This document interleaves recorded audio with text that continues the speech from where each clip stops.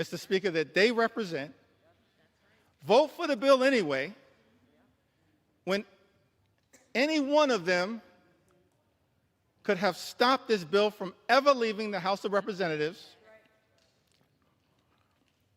and then write a letter to the senators in the other side of the Capitol saying, fix this bill,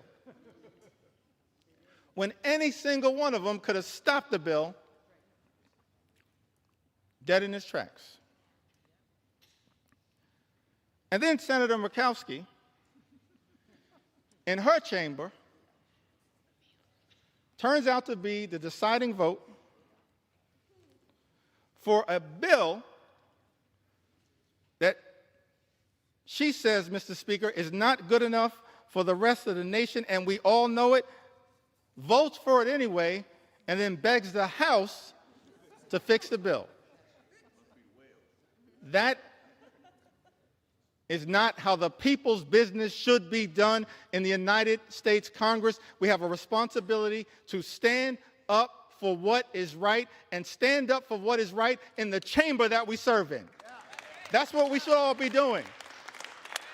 And so our House Republican colleagues, Mr. Speaker, have one last opportunity to join us as Democrats.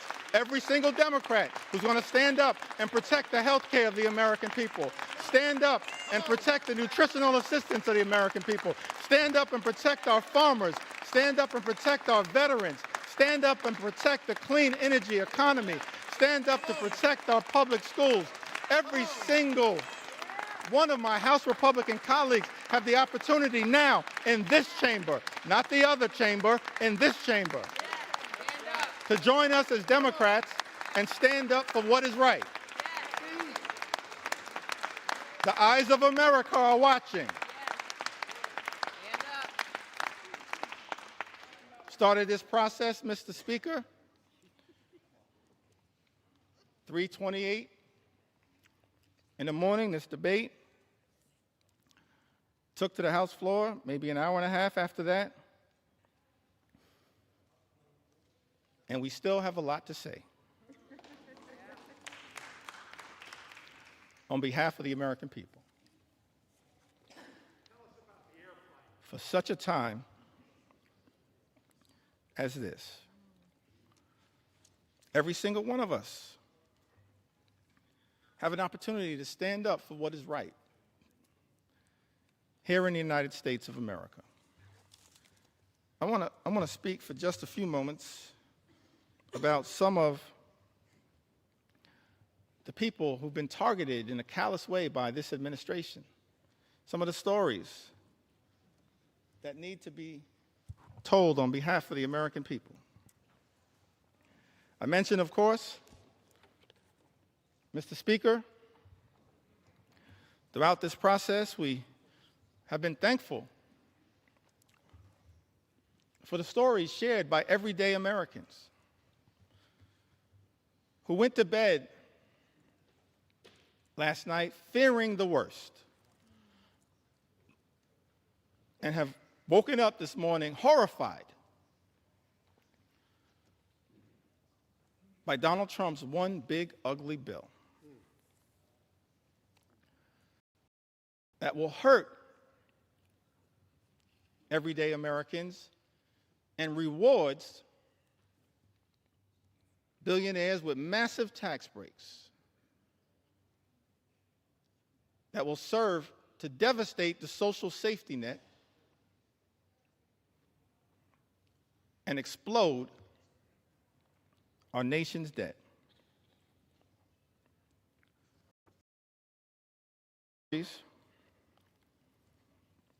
On behalf of our nation's veterans, who've also written to us to share their concerns with this one big ugly bill. Victoria from Arizona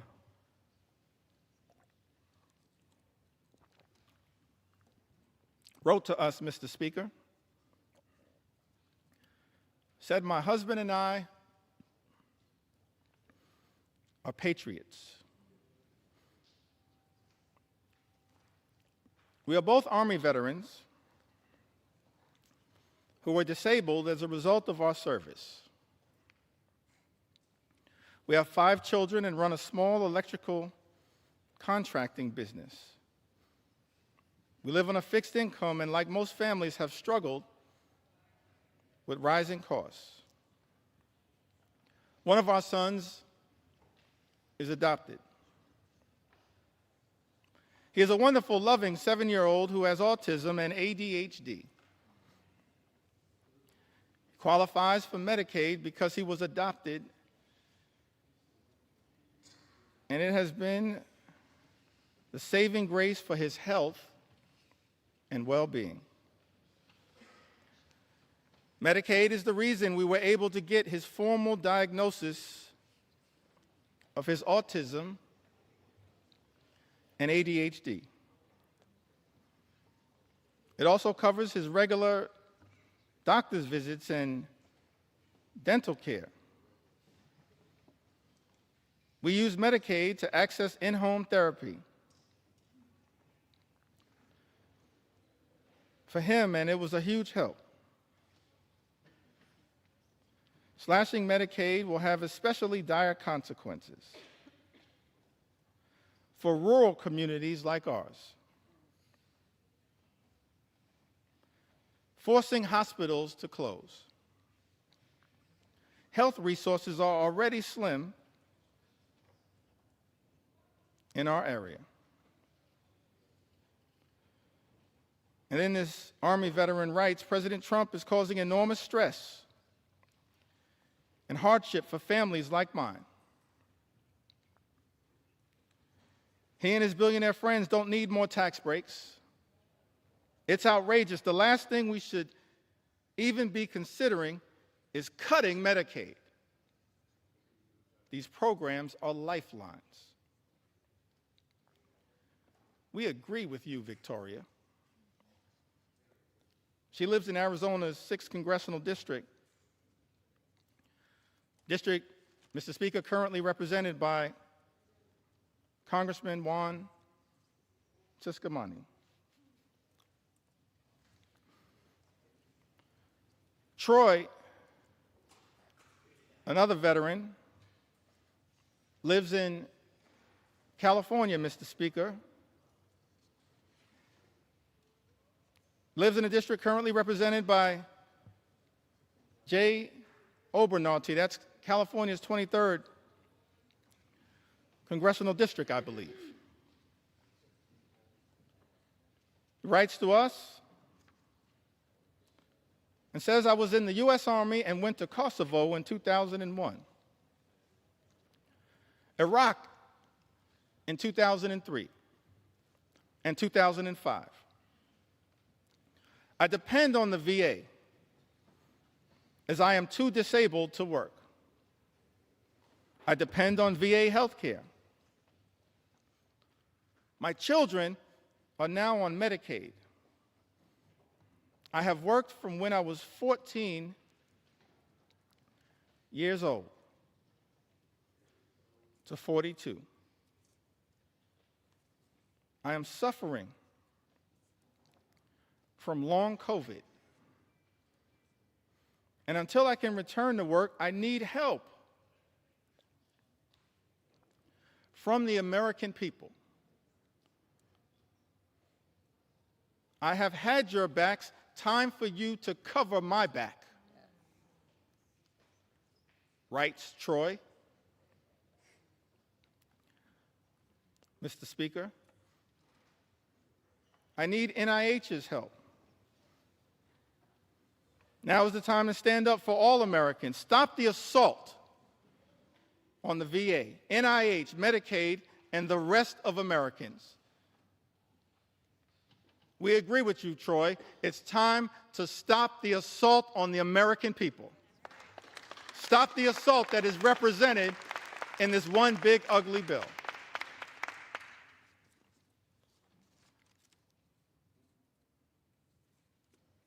Christy, another veteran,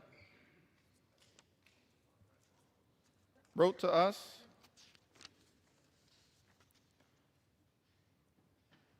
and says, I was drafted in 1970. My choice was incarceration or militarization. So I enlisted in the Navy and became a Navy corpsman serving on the USS Long Beach, CGN 9, and her Marine detachment, where I was assigned to the 3rd Marines, 1st Medical Battalion. I was blessed. I lived through 2 tours, giving medical care to my shipmates. Every other day, I was assigned to flight ops to transfer or pick up the wounded and dead Marines from shore to ships waiting offshore about 8 miles. I hated the smells of war. This veteran writes, death and misery were my constant companions. The war left me unsettled, mentally and morally corrupt. For 50 years, I have suffered with my PTSD, which went undiagnosed for years. After 12 years of VA therapy and working hard for my soul to be repaired, I find myself living alone and isolating from others. And I am one of the lucky ones, thanks to the care I have received from the VA. Veterans pouring out their heart and their soul, sharing their anxiety with all of us, urging this Congress to do something, to stand up on behalf of the veterans who are going to be hurt by this one big ugly bill, devastated by this one big ugly bill.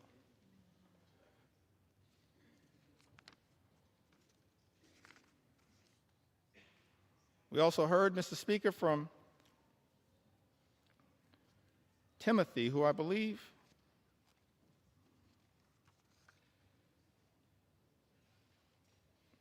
may have written to us from the Commonwealth of Kentucky. He says, "My name is Timothy.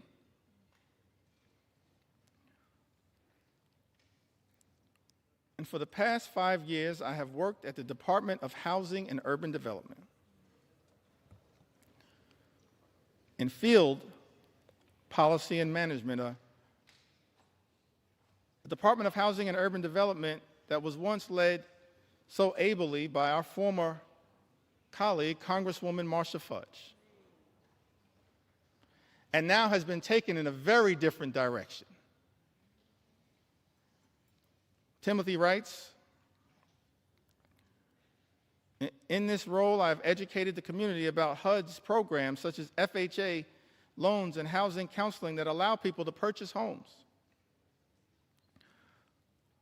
affordable rental housing that help people pay their rent, and homeless services that help people find shelter and leave the streets. I have worked with internal data that focused on improving our programs.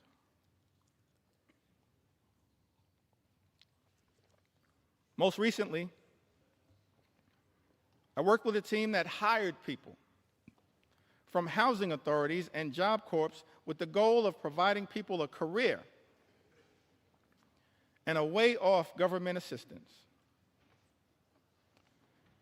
Those incredible people, along with myself, have been fired by Elon Musk's Doge.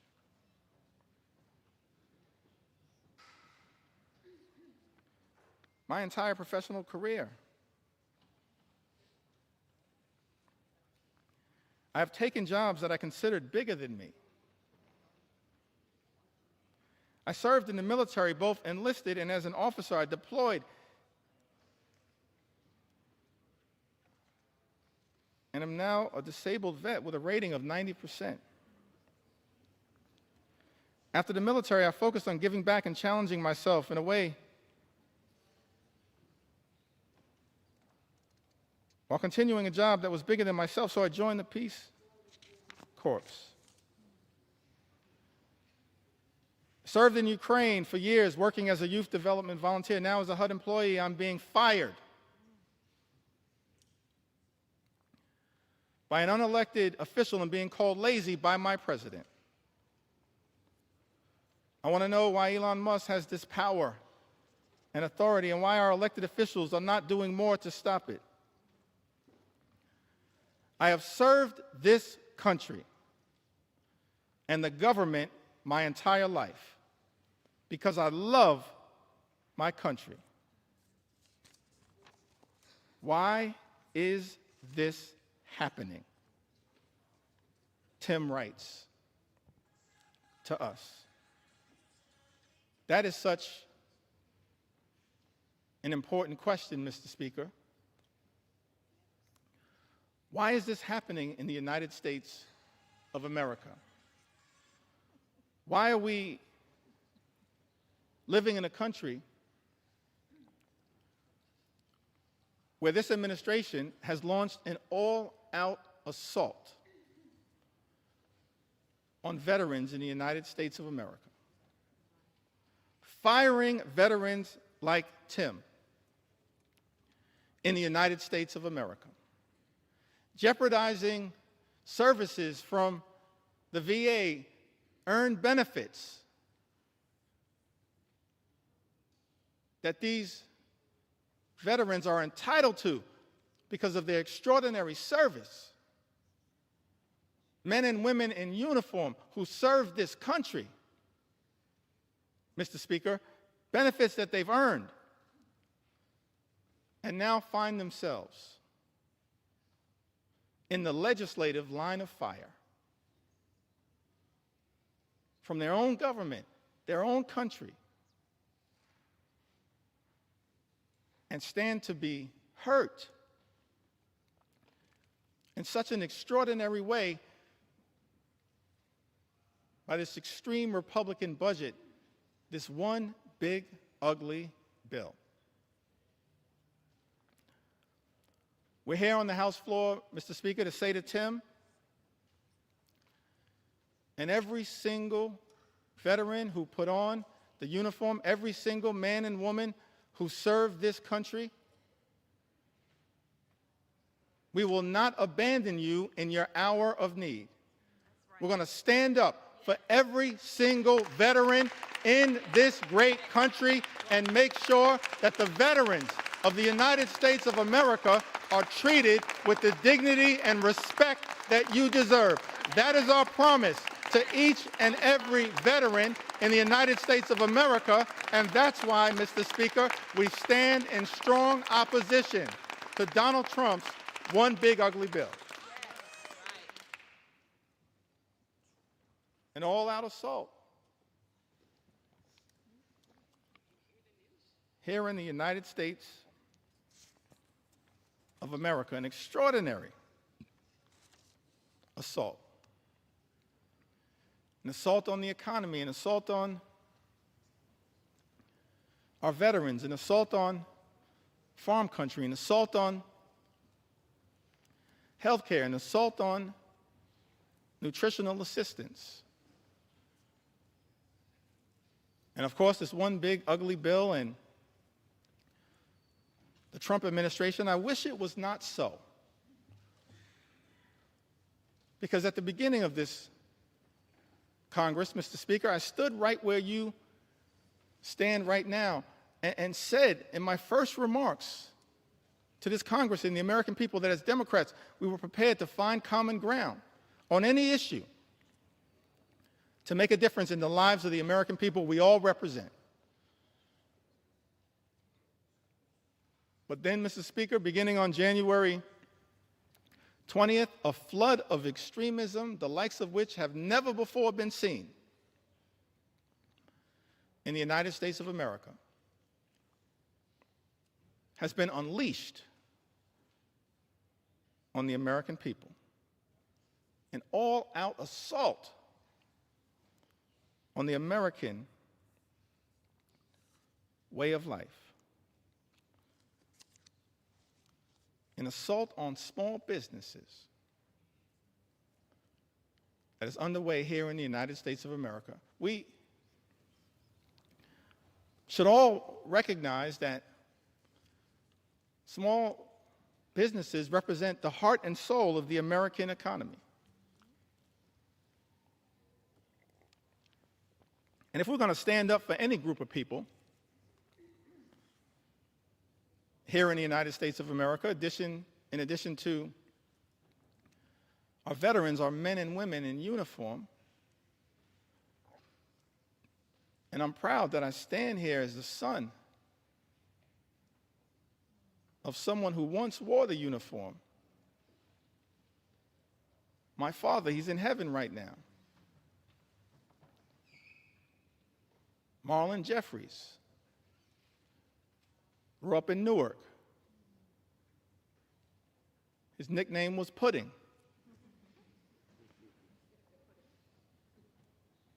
One of my regrets is that I never got to ask him, how did he get the nickname Pudding? But he left Newark as a high school graduate and put the uniform on, enlisted in the Air Force, and served in Germany during the Cold War. We have to stand up for our veterans, stand up for small businesses. And we've heard a lot throughout this process about concerns from small business entrepreneurs here in the United States of America. I've heard from Mercedes, lives in the great state of Colorado. Mercedes writes, my husband and I are the owners of a small business. Without the ACA, my family would not be able to afford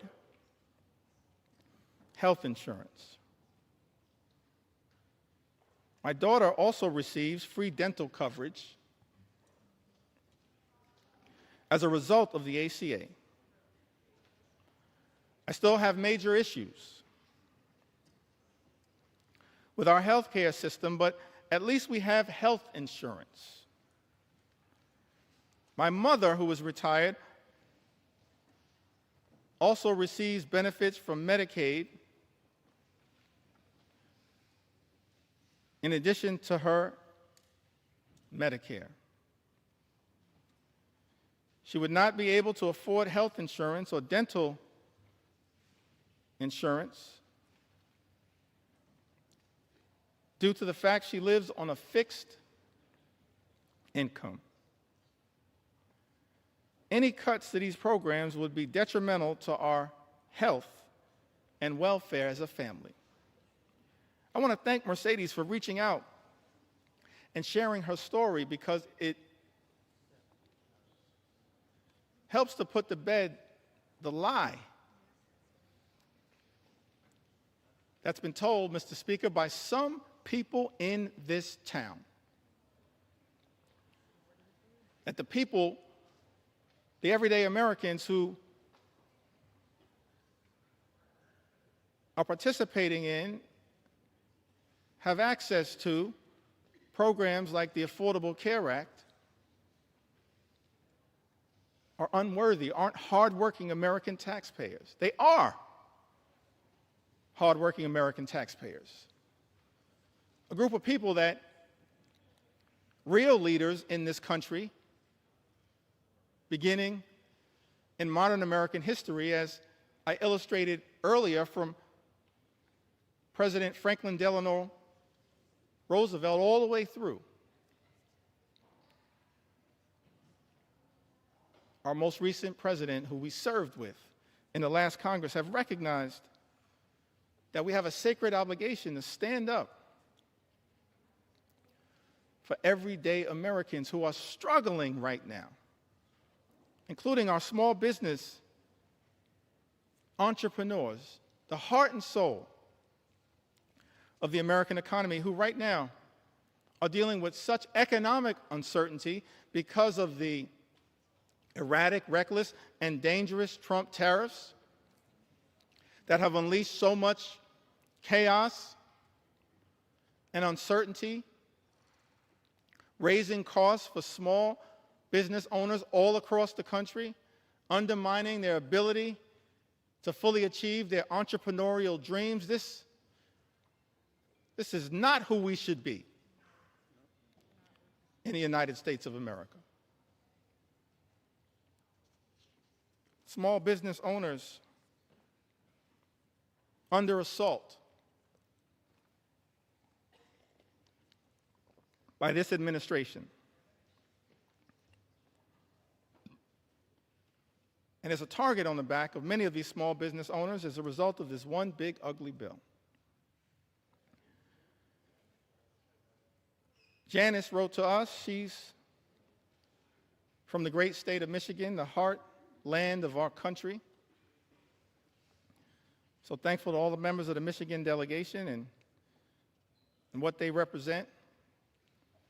Janice, however, she resides, Mr. Speaker, in the 7th Congressional District, represented by Congressman Tom Barrett.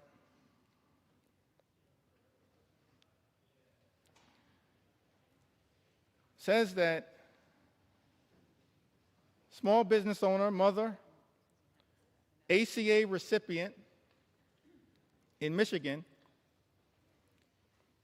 who recently spoke about how Trump's tariffs would potentially force her to close her business, which has given her family a livelihood for a decade and helped put 2 children through college. I just don't understand why Trump thinks putting tariffs will help American businesses. It's not. She writes, it's going to decimate us. People like us will be hit the hardest. But then Janice shows the great resolve of the American people, the great spirit of resilience of the American people, the refusal to run away from difficult circumstances. Janice writes, people like us will be hit the hardest. But Janice then writes, I refuse to call it quits. I won't give in to him. Janice, neither will House Democrats. Not now, not ever. We will never give in to this type of extremism as being unleashed on the American people. We will continue to stand up for you. One last small business owner that I'd like to mention. So many who've written to us, whose stories I want to be able to share, but let me perhaps go back to the Big Apple, the great state of New York. But let me also say to the American people, one of the ways in which we've received all of these stories, and we urge you to continue to share these stories from all across the land. You can share your story with us at democraticleader.house.gov/share your story. democraticleader.house.gov/share your story. We want to hear from the American people as to how we can best represent your interests on this day and on all days moving forward, because your stories are powerful. Your stories will continue to give us the resolve to fight for an America that's fair and just, an America where every single person can afford to live the good life. Good paying job, good housing, good health care, good retirement, and of course a good education for your children. That's not too much to ask in the wealthiest country in the history of the world. Work hard, play by the rules, and every single American should be able to afford to live the good life. But we know that in this country, far too many people are living paycheck to paycheck. Far too many small business entrepreneurs living paycheck to paycheck. And justifiably expect better from this government. We should be working hard in a bipartisan way to make their life better, not unleashing shock, awe, and pain on the American people. That's what this one big ugly bill will do. Devastate everyday Americans.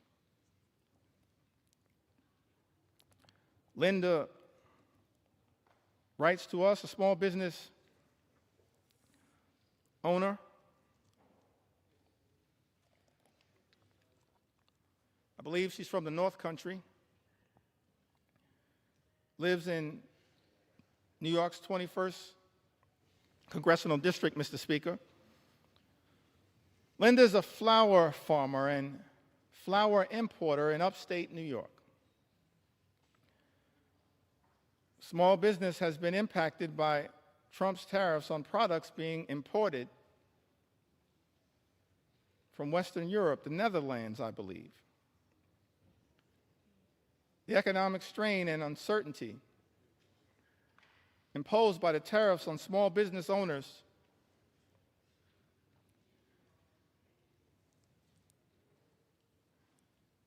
operating on slim margins has caused Linda and her customers to incur additional expenses.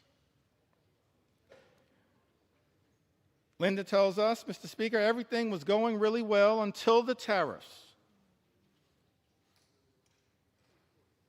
And now she worries the business will go bankrupt and be forced to close if the tariffs stay in place. How is it that we're living in America where President Trump, Mr. Speaker, and House Republicans promised to address the high cost of living in the United States, promised to lower costs on day one. But costs aren't going down, they're going up. And as a result of these Trump tariffs, are now at risk of experiencing thousands of dollars per year in additional costs. And there is nothing in this one big ugly bill that is going to meaningfully make the lives of everyday Americans, of hardworking American taxpayers, of working class folks, of middle class folks, of all those Americans who aspire to be part of the middle class, of the poor and the sick and the afflicted. Nothing in Donald Trump's one big ugly bill that will meaningfully make their life more affordable. An all-out assault on the economy. We're dealing with an all-out assault on health care, on Medicaid, on the Affordable Care Act, on the Children's Health Insurance Program. All-out assault on the care, Mr. Speaker, being provided by Planned Parenthood, the medical care being provided by Planned Parenthood that is jeopardized in this very bill. All-out assault on hungry children, on hungry veterans, and on hungry seniors, millions of people who will lose their nutritional assistance, will go hungry. Food is being ripped out of their mouths by this one big, ugly bill. Mr. Speaker, that so many of my Republican colleagues seem prepared to support, notwithstanding their prior statements on the record to the contrary. All-out assault on veterans. An all-out assault represented in this bill on small business owners and entrepreneurs who are the heart and soul of our economy. And this bill also represents an all-out assault on law-abiding immigrant families. And Mr. Speaker, we are going to tell their stories as well. We're going to tell their stories. We're going to tell their stories. Because what's happening in this country, an all-out assault on law-abiding immigrant families, is unconscionable, unacceptable, and it's un-American. Because this is a country that should continue to pride itself as a nation anchored in the rule of law, and at the same time, a nation anchored in our journey as one of immigrants from all over the world. And we should never abandon that journey. We're approaching the 249th birthday of this great country, this exceptional country. And I believe, and we can go directly, if necessary, Mr. Speaker, to the words that were initially issued by Thomas Jefferson, the author of the Declaration of Independence. And he went through a whole series of indictments against the king. That America, 13 colonies, which became the 13 states, were working hard to break free from. I mentioned earlier the Declaration of Independence and of course some of the aspirational aspects of it, there are really two parts, as I can tell. I'm not a constitutional scholar. I'm thankful for the constitutional scholars that serve in this Congress. No one more constitutional and more scholarly than my friend and colleague, the top Democrat on the Judiciary Committee, Jamie Raskin, who continues to lead the charge, standing up for the Constitution here in the United States of America. But as I read the Declaration of Independence, there seem to be two parts to it. There's the aspirational part, Mr. Speaker, of the Declaration of Independence. Of course, we hold these truths to be self-evident, that all men are created equal. We understand that now in a more enlightened way. All men, all women, all children, all of God's children created equally. That they are entitled to certain unalienable rights. That among these are life, liberty, and the pursuit of happiness. And so we spent a little time talking about what that could look like, our commitment to bringing about the American dream, the good life for every single person in this country, everybody. Work hard, play by the rules. You should be able to afford the good life in the United States of America. That's what we're going to continue to work on. Bring the American dream to life, consistent with that aspirational part of the Declaration of Independence, the life, the liberty, and the pursuit of happiness. But then, as far as I can tell, there was also a second interesting part of the Declaration. It was the indictment against the king. And I commend everyone in this chamber, all of the American people who may be observing the proceedings in the House of Representatives, particularly as we approach July 4th, to read that Declaration of Independence. Perhaps I may even enter it into the record later on today. Because we're here, Mr. Speaker, to take our sweet time on behalf of the American people, to make sure as best we can, to cover all of the things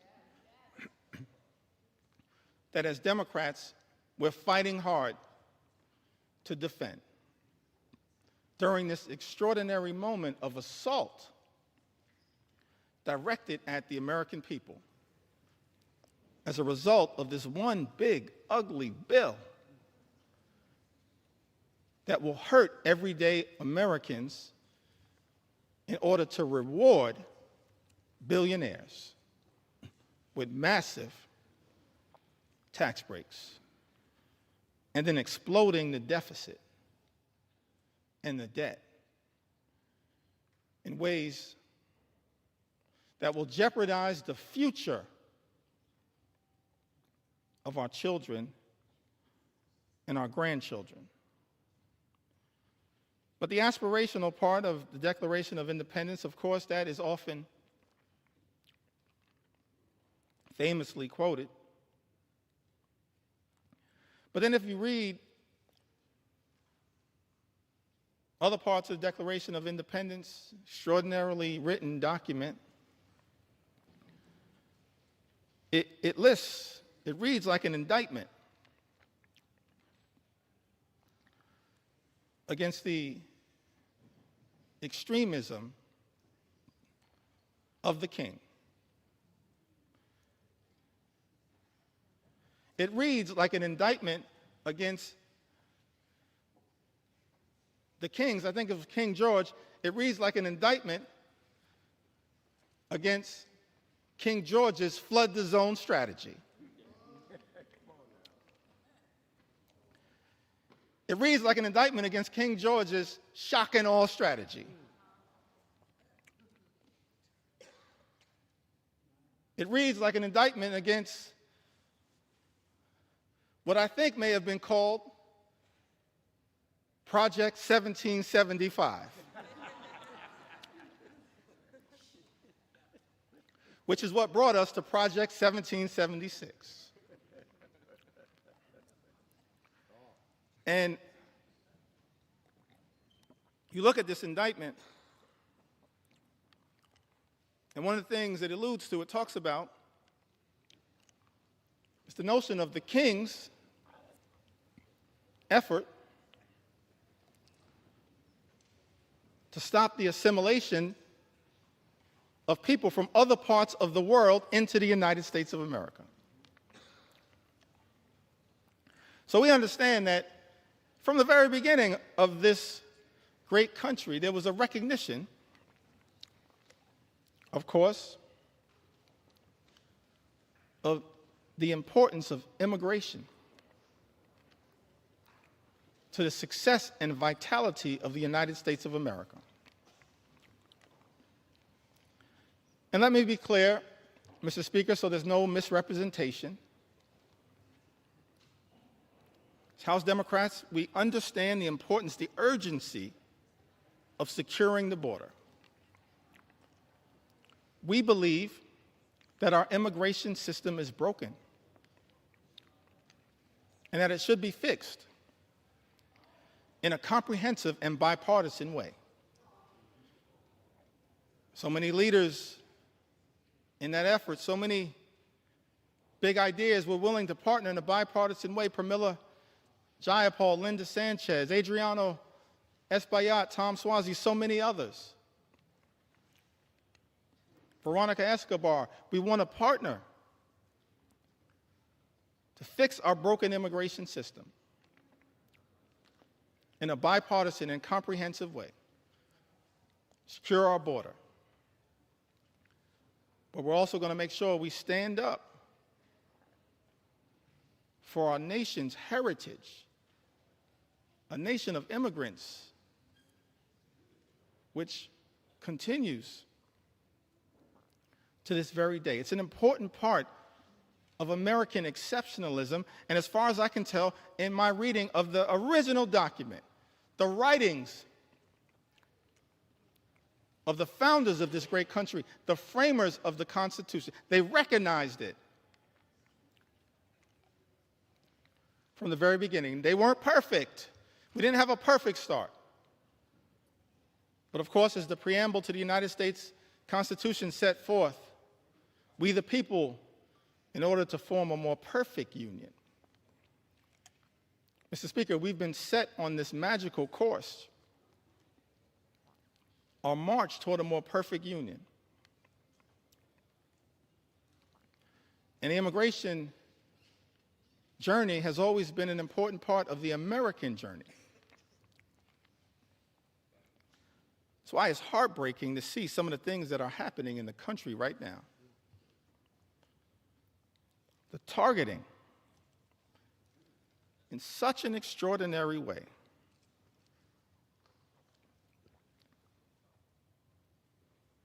of law-abiding immigrant families, including American citizens. How can this be in the United States of America? Some people who might suggest that we should stay away from these stories. No, I'm going to lean into this part of the American journey because we support our heritage as a nation of immigrants. And we're going to stand up for dreamers, stand up for farm workers, stand up for law-abiding immigrant families all across this country.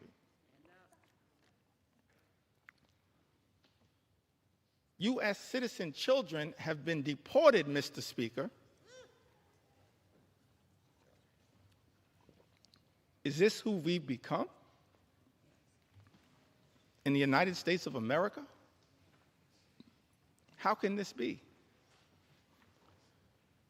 This is extraordinary. 2-year-old American named Manu Borges Santos was born in Fort Lauderdale, Florida, in September of 2022. February, she was taken into custody in Florida alongside her mother and father, both of whom were undocumented. And as a result of this situation, 2-year-old Manu was deported to Brazil. Because of the Trump administration, Manu, a U.S. citizen, only 2 years old, is now effectively stateless. Manu is not a citizen or resident of Brazil. It's a 2-year-old girl, an American citizen.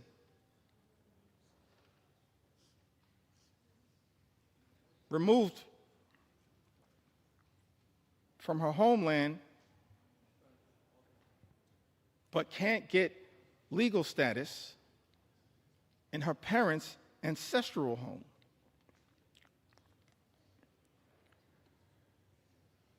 And as a result of her inability to get citizenship down in South America, because she's an American citizen, she has no right to routine pediatric checkups, even though Brazil has a public health system, cannot easily enroll in daycare, and finds herself in an untenable situation. I think we are better than this. We've got to find a better way, because I thought this administration promised, Mr. Speaker, to target violent felons, not 2-year-old American citizens. That's unacceptable, as far as I can tell, in the United States of America. Target violent felons all you want. We support that. They should be deported. But why are resources being spent targeting 2-year-old American children? That's not American. And I don't believe the American people support that. Mr. Speaker, that's not what this country should be all about. Manu wasn't the only one. The only American citizen who's been targeted by the deportation machine, a deportation machine that will be unleashed on steroids by this one big ugly bill. We know that, in fact, is the case. That's not hyperbole. It's not a hypothetical. It's not hype. J.D. Vance told us the other day, don't worry about the cuts to Medicaid. Don't worry about the fact that this is the largest cut to Medicaid in American history. Don't worry about the fact that millions of Americans, more than 17 million Americans, will lose their health care, and many more will experience higher premiums, copays, and deductibles, whose life will measurably get worse as a result of this one big ugly bill. Vice President J.D. Vance said, don't worry about that, because it's all about the deportation machine. That's not targeting violent felons. Apparently, much of what has been unleashed on the American people targeting American citizens, like a 2-year-old American girl with the initials VML, who was deported alongside her mother and sister to Honduras without any meaningful due process. VML was taken into custody by ICE on April 22nd.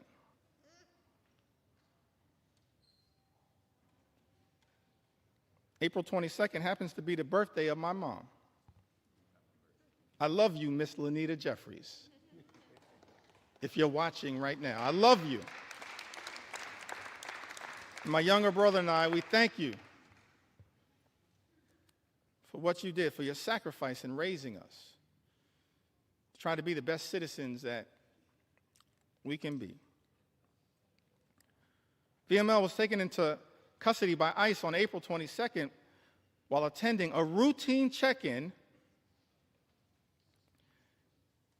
at a New Orleans immigration office with her mother.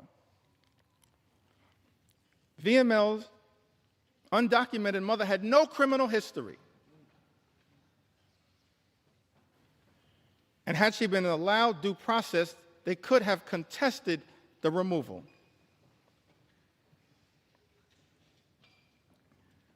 Instead, this 2-year-old American citizen was never given a chance to exercise her rights by the Trump administration. That is not who we are. We are better than this in the United States of America.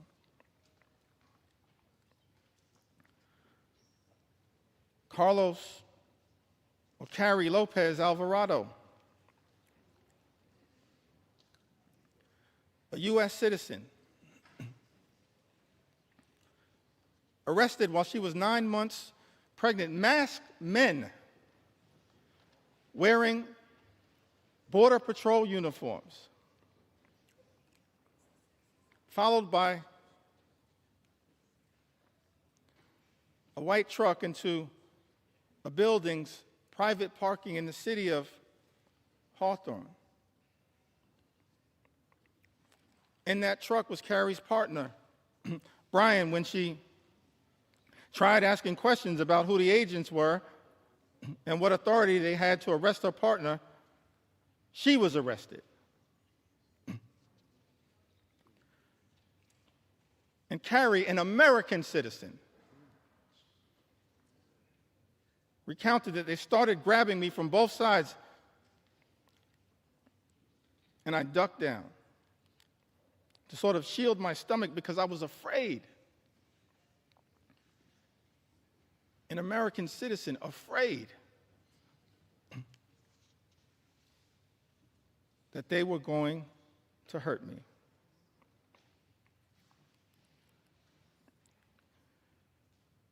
She told them her due date. She was 9 months pregnant.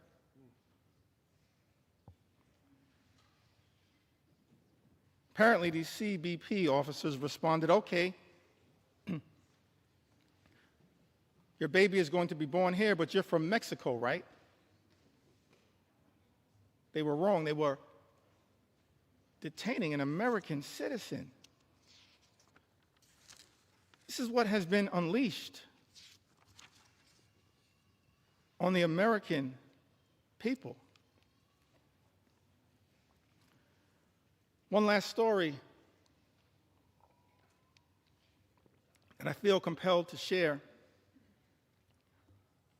on this issue. Mr. Speaker, I still got some ground to cover. Take your time. Take your time. On a few other issues of importance to the American people, but one last story that I think needs to be shared, Mr. Speaker, in connection with this issue. This received some attention, some notoriety. Americans were horrified, should be horrified. All of us should be horrified I'll never forget the journey that we were originally on. Set forth, spoken to by the founders of this country. E pluribus unum, out of many, one. How can we forget that at this moment in time? One last story in this area that I feel compelled to share, Mr. Speaker. Story of Narciso Barranco, 48-year-old undocumented landscaper who has been in the United States since the 1990s and has no criminal record.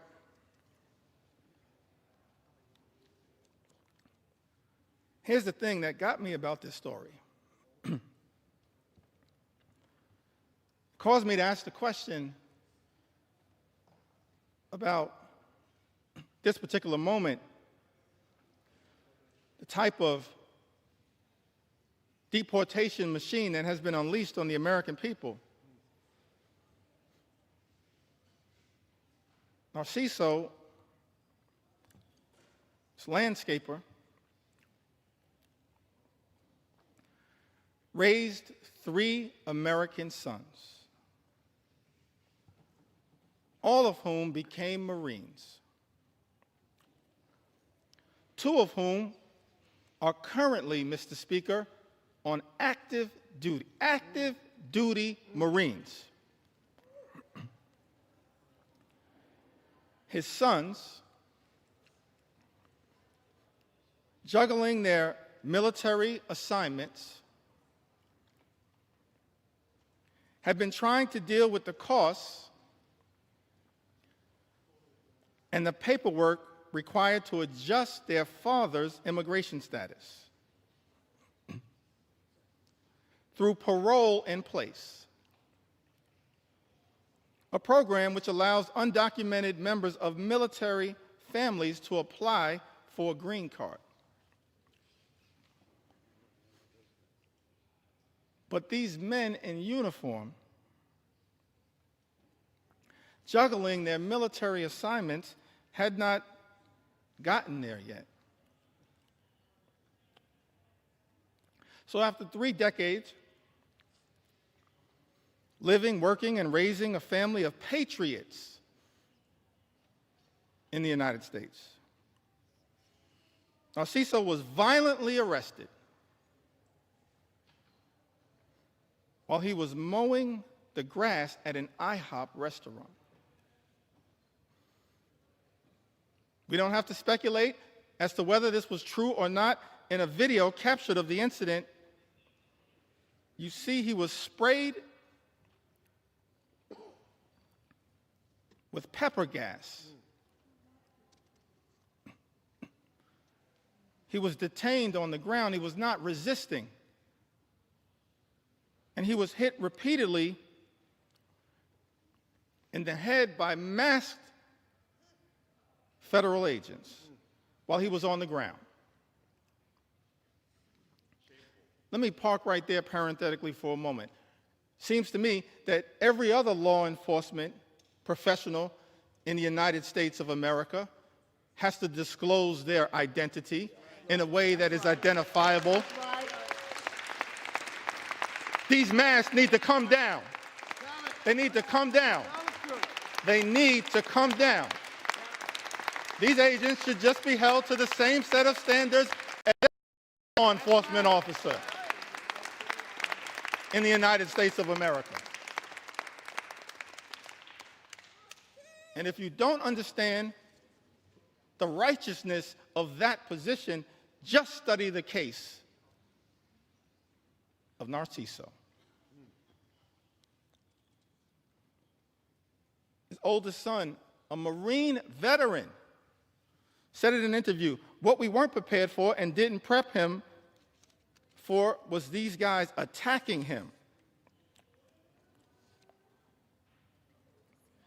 We never expected anything like that. We expected these guys to act professionally.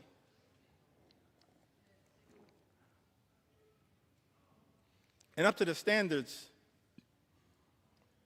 of the United States government. Are masked, armed federal agents who beat people on the ground really the standards the United States government should be standing by? Are these the types of actions, Mr. Speaker, that House Republicans endorse and support?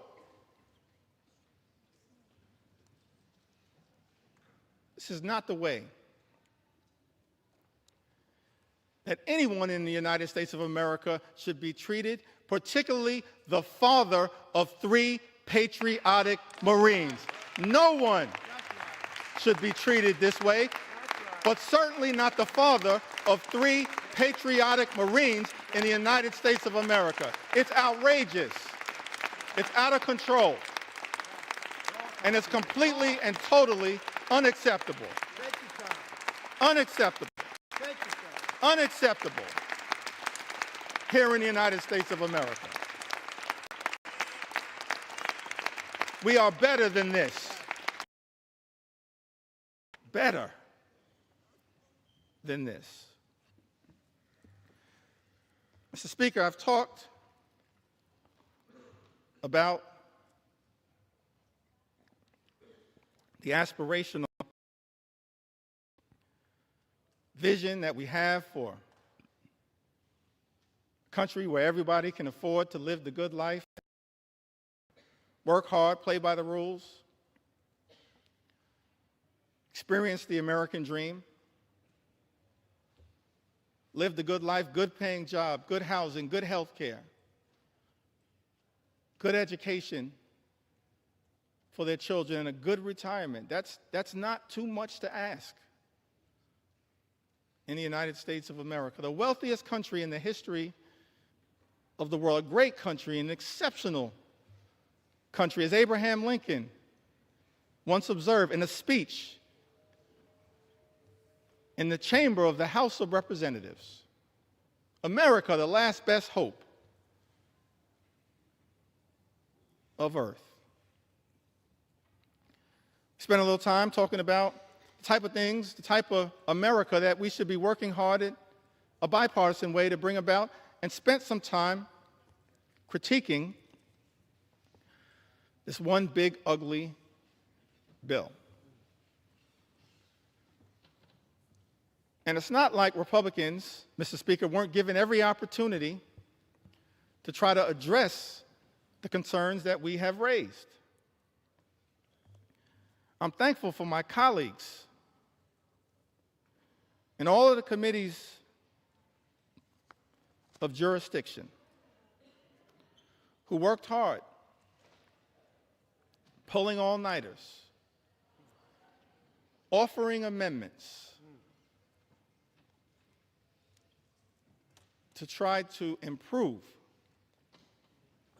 this one big, ugly bill. We've actually introduced throughout this process, Mr. Speaker, hundreds of amendments. Just yesterday before the Rules Committee, hundreds of amendments. And before that, in late May, when the initial bill was being debated in a marathon session before the Rules Committee, more than 125 or so Democrats offering more than 500 different amendments to improve this bill, to stand up for the American people. Doing so over and over and over again throughout this process. And so, Mr. Speaker, I think it's important for the American people to understand what exactly House Republicans have rejected. What changes have House Republicans rejected to this one big, ugly bill?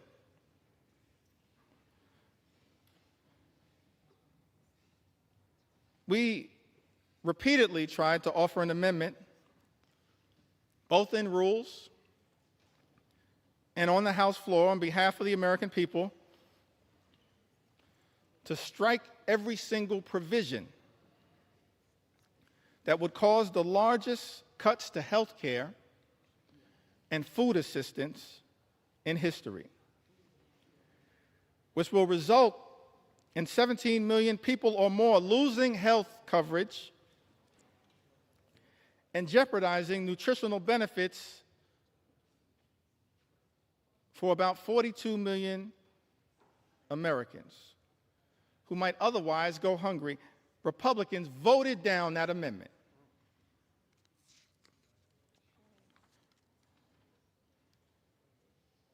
I believe it was Representative Amelia Sykes had an amendment to strike the Medicaid cuts in the bill to prevent millions of people from losing their health insurance and to stop hospitals and nursing homes from shutting their doors. Republicans voted down that amendment. Representative Judy Chu had an amendment striking cuts to the Affordable Care Act.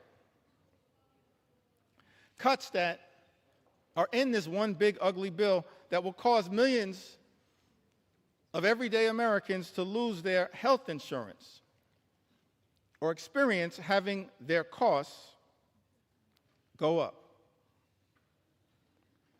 Mr. Speaker, you know that Republicans voted down that amendment.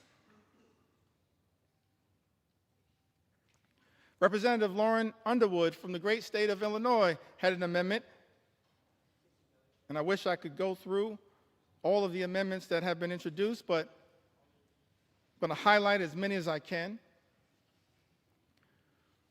Representative Lauren Underwood had an amendment to ensure that people who get their insurance through the ACA, Obamacare, will not see their premiums increase.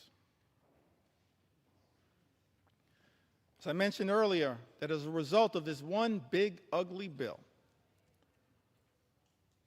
Mr. Speaker, premiums, copays, and deductibles are going to go up for millions of Americans. Many will lose coverage. And so this amendment was introduced to ensure that people who get their insurance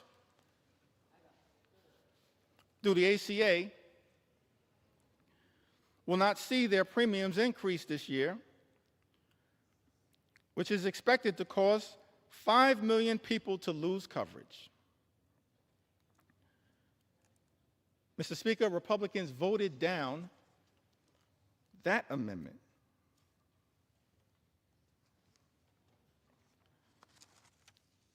Representative Kelly Morrison had an amendment that strikes the defunding of Planned Parenthood, which provides access to life-saving cancer screenings and reproductive health care. Now, last year, Republicans, Mr. Speaker, promised that reproductive health care, reproductive freedom was a state issue.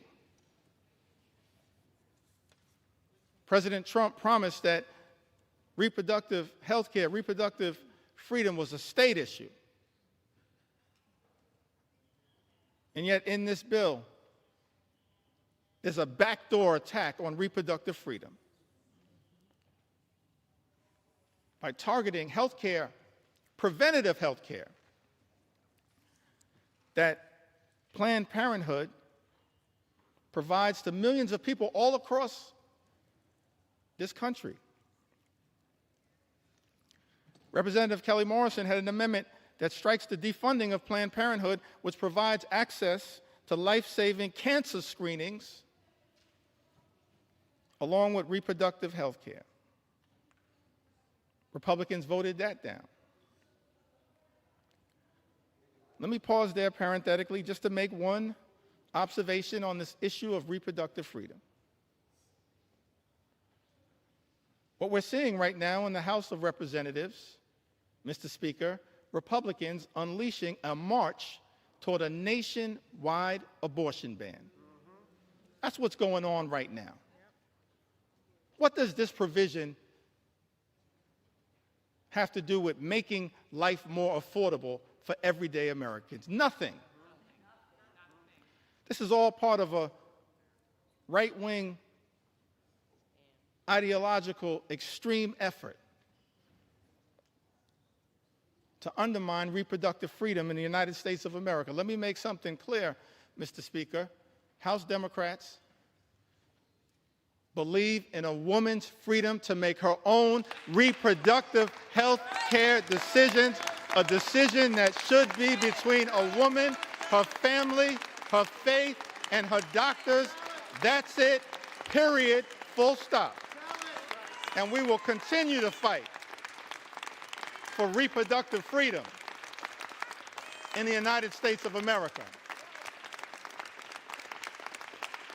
And we will not rest, Mr. Speaker, until the Women's Health Protection Act becomes the law of the land here in the United States of America. Big difference between us and them. Big difference.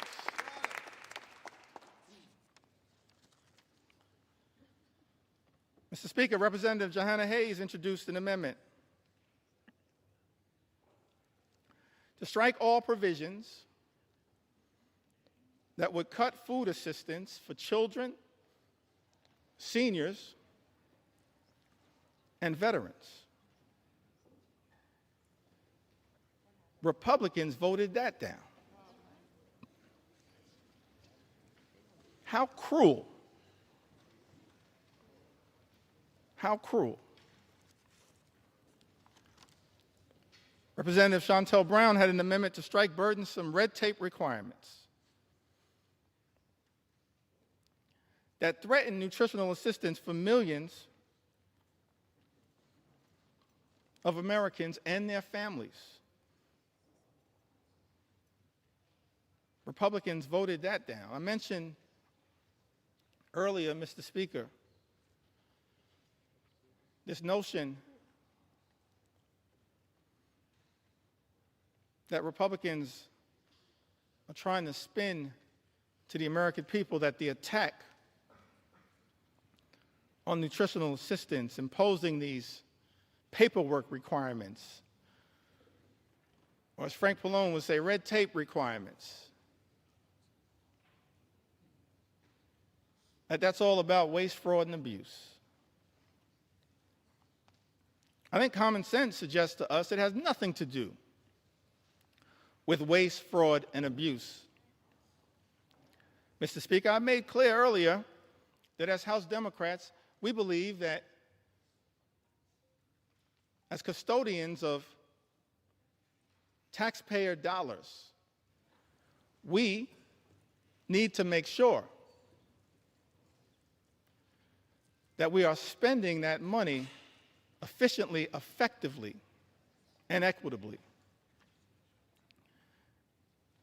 And that we are committed to eliminating waste, fraud, and abuse wherever it may be found. I mean, one of the things that's interesting about this bill, this appears to be part of the deal that was negotiated by the senator from Alaska,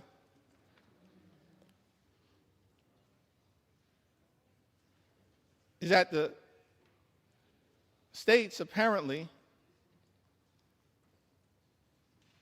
that have the highest error rates with respect to supplemental nutritional assistance are shielded from the initial impact of the nutritional assistance cuts. Let's think about that for a moment. How can it be that Republicans, Mr. Speaker, are claiming that this bill has anything to do with waste, fraud, and abuse. And yet the states with the highest error rate, as Republicans during the Rules Committee acknowledged under questioning from Jim McGovern and Mary Gay Scanlon and Joe Neguse and Teresa Leger Fernandez, acknowledged that the states with the highest error rates actually shielded from the initial impact of the cuts to supplemental nutritional assistance. Angie Craig pointed this out.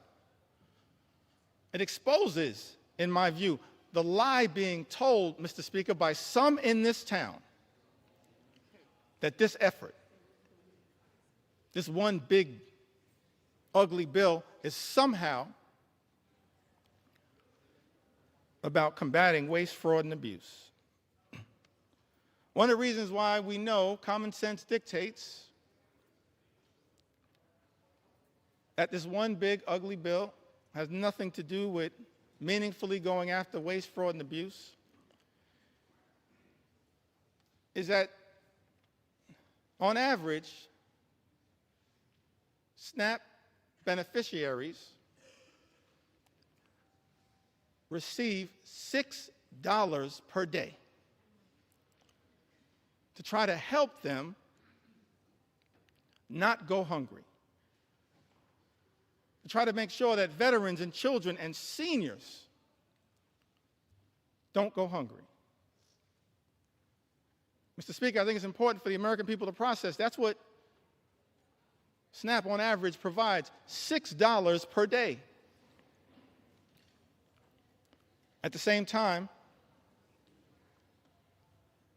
Elon Musk, his federal contracts, as we understand it, amount to $8 million per day.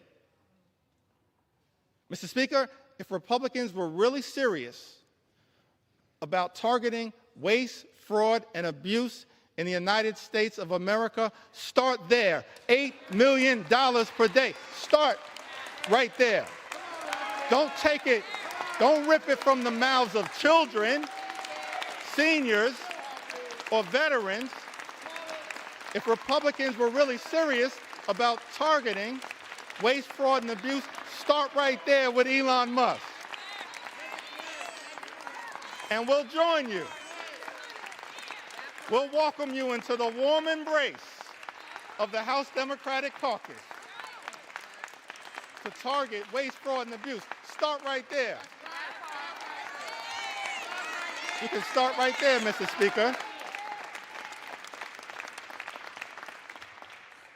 Start right there. Ranking members Jim McGovern and Bobby Scott had an amendment, Mr. Speaker, to prohibit the bill from going into effect unless cuts to Medicaid and SNAP would not result in fewer families being eligible for free school meals. Mr. Speaker, as you know, Republicans voted down that amendment.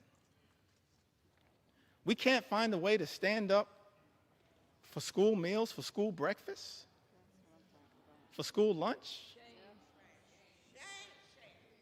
That's just cruel.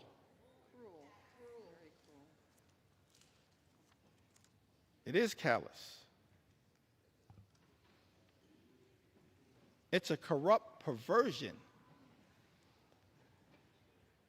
of this process, targeting, as this one big, ugly bill does, school children, hungry school children in the United States of America. Speaker, Representative Mike Thompson had an amendment that would have ensured Americans would not see their energy costs go up and to protect the millions of good-paying jobs that this bill will eliminate, because this one big ugly bill puts a target on the backs of the clean energy economy, on clean energy jobs, which result in cheaper energy and lower costs for the American people. We were told by President Donald Trump when he was on the campaign trail, costs would go down on day one. He was going to focus, we were told, on lowering the high cost of living in the United States of America. That's not what this bill does. And we know it, because 21 House Republicans made that clear in a letter that I cited earlier that's now part of this public record. Representative Mike Thompson, supported by others, had an amendment. All of these amendments co-sponsored by members all across the gorgeous mosaic of the House Democratic Caucus. We're proud of the fact that we look like we represent, in the most intimate way possible, consistent with John Adams' original vision of the House of Representatives, that the House should be a portrait of the American people. That's what we represent. We're proud of that fact. The gorgeous mosaic of the American people. That's what we're all about, in the most intimate way possible. That's why we love the House. And what the House is supposed to represent, the best of the House, not what we're seeing on the floor right now. Mr. Speaker, Republicans voted down the amendment introduced by Representative Mike Thompson that was designed to ensure that Americans would not see their energy costs go up. It was also designed to protect the good-paying American jobs that were part of both the Bipartisan Infrastructure and Jobs Act, the Infrastructure and Jobs Act, as well as the Inflation Reduction Act. And so this amendment was designed to lift up the principle of actually trying to create good-paying union jobs that actually allow people to provide a comfortable living in the United States of America. Amongst this all-out assault that we are witnessing in the United States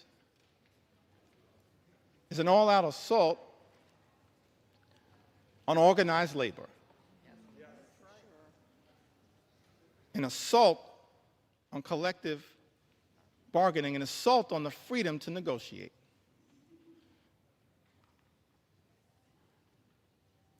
What's the difference, Mr. Speaker, between us and our colleagues on the other side of the aisle? I think one of the things that is a clear difference,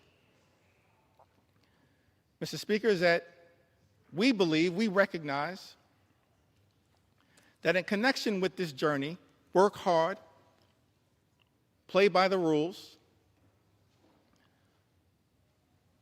imagine and dare to dream the ability to live the good life, to experience the American dream. An American dream that when you work hard and play by the rules, you should be able to provide a comfortable living for yourself and for your family. Educate your children. Purchase a home. Have access to high-quality health care. go on vacation every now and then then one day retire with grace and dignity. That's the American dream. That's the ability to afford and access the good life. And we believe as House Democrats that no single force in the United States of America has done more to bring the American dream to life than organized labor, and we will continue to stand up for organized labor today, tomorrow, and always. Not undermine good-paying union jobs. That's what this bill, this one big ugly bill, does in the United States of America. We're going to stand up.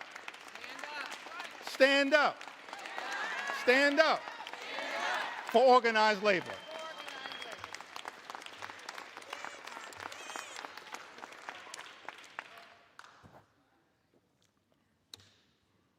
This is personal to me. My parents, Marlon Jeffries, Lanita Jeffries, they raised us, my younger brother Hassan and I, they raised us in a working class union household. I'm thankful for that. We were raised in central Brooklyn. Now, my mom grew up in Connecticut. And I mentioned that must be Johanna Hayes.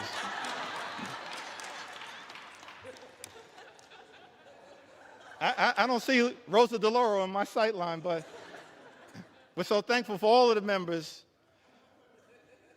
of the Connecticut delegate. I'm an unofficial sixth member of the Connecticut delegation. My mom raised in Bristol, Connecticut.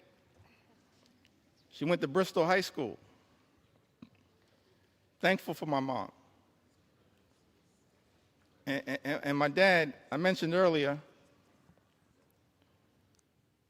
he grew up in Newark.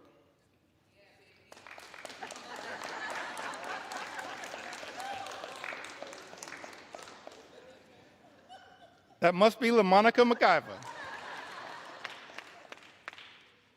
I grew up in Brick City. I mentioned earlier he had the nickname Pudding. I failed to ask him, but I'm going to see if my mom can unlock the key to that nickname for me. My mom grew up in Bristol, Connecticut, and my father grew up in Newark. And I mentioned earlier that he then went off to serve this country in uniform as an Air Force member, served in Germany during the Cold War. I think about that a lot. I didn't get to talk too much about it. I wish I would have had the opportunity to talk a little bit more with my dad about that. It's an extraordinary thing in the United States of America that someone could grow up in inner city Newark and then have the ability, in part, thanks to President Harry Truman, to serve with people of all races to defend this great country.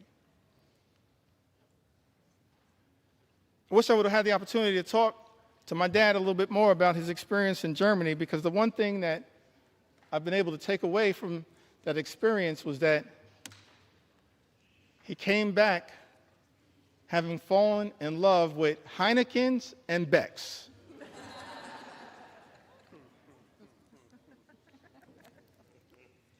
But he came back after serving this country, Mr. Speaker, in uniform, as so many men and women do right now in uniform. And let me make clear, we're so thankful, we're so appreciative of the courage of the men and women in uniform who serve in the United States military, and we will always stand behind you. We thank you for your service, your patriotism, your courage, your heroism, and your sacrifice, lifting up the freedom that is America. You are not suckers, you are heroes. You're not suckers, you're heroes.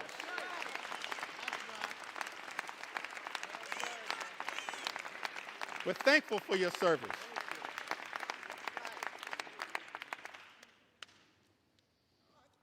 The men and women,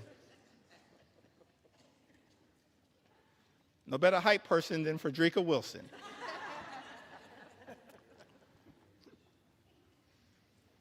So my dad,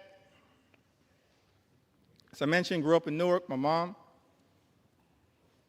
in Bristol, Connecticut. So they meet at Central State University. Proud to note, a historically black college and university that has given so much. Historically black colleges and universities to the United States of America, and we will always stand behind you. Always stand behind you. We will always stand behind you. I wouldn't be here right now without a historically black college and university. I'll never run away from that. I will never run away from that. And we're proud of the fact, we can check the record, proud of the fact that over the last few years prior to this administration, historic investment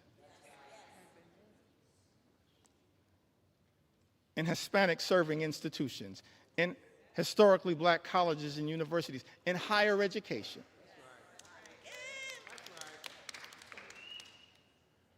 That's part of who I am right now. I don't know if I'll have time to tell the story of my grandmother. Maybe I will.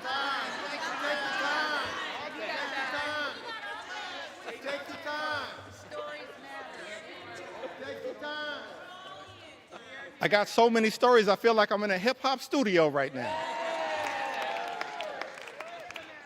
But they all relate to what makes every single one of us, every single Democrat, have a story to tell. A story to tell. Brooklyn will get that. Every single one of us have a story to tell. That leads us to this moment. It's the reason why we're fighting hard against this incredible and unprecedented assault on the American way of life and an assault on organized labor. So my parents, they meet Central State University, and Dad would tell us, my younger brother and I, that it was love at first sight. But apparently my mom said, not so fast. But it worked out. I'm thankful for that. They met at Central State University. And so, of course, I mentioned that mom from Connecticut, father from New Jersey. Why was it that we grew up in New York City? Apparently, they compromised and moved to Brooklyn. And so I'm raised in Brooklyn, New York, working class neighborhood, in the middle of the crack cocaine epidemic. Dangerous times in New York City.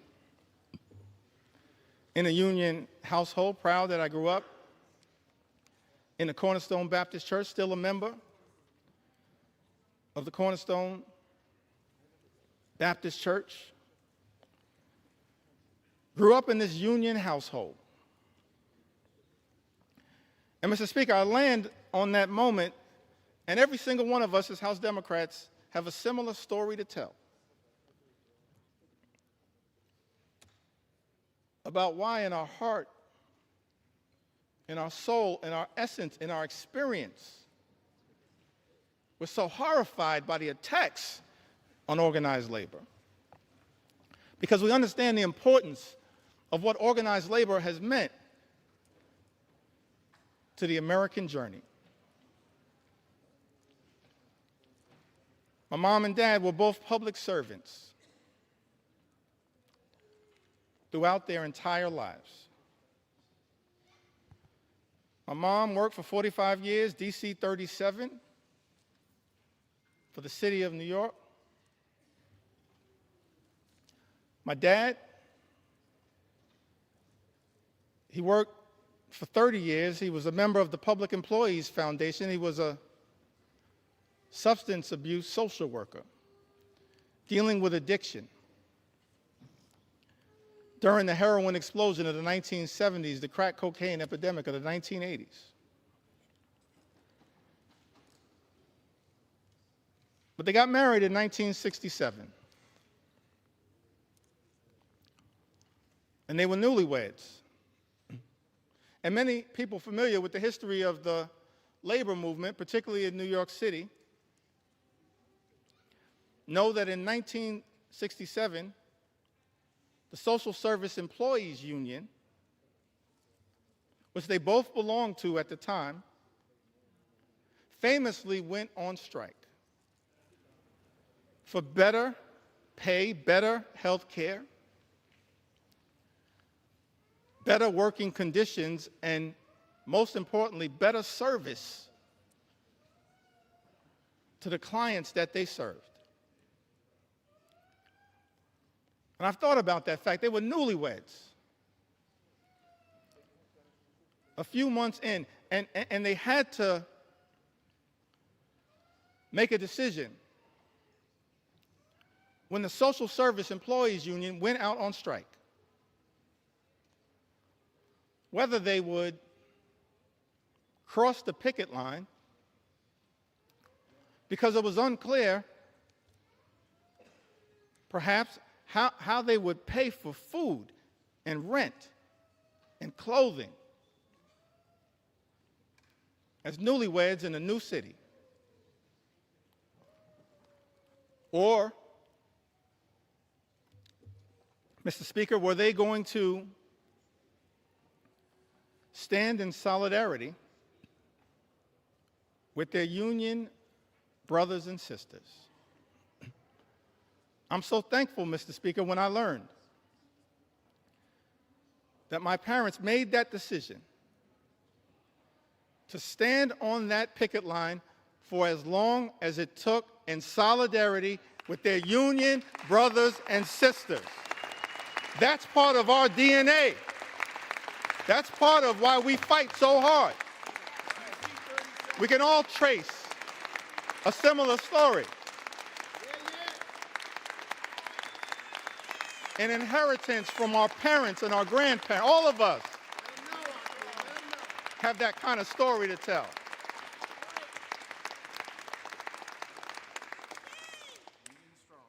Why am I so thankful? That my parents made what I believe was a tough personal decision, but of course the right decision. It's because what that union membership actually meant to my journey and my younger brother's journey. 1973, my younger brother was born with a serious heart condition. He's okay right now. He's doing well. Right now, he continues to say on social media that he's our mother's favorite son. Let me say from the House floor, no, you are not. I think she favors both of us. A younger brother, 1973, he's born with a serious heart condition.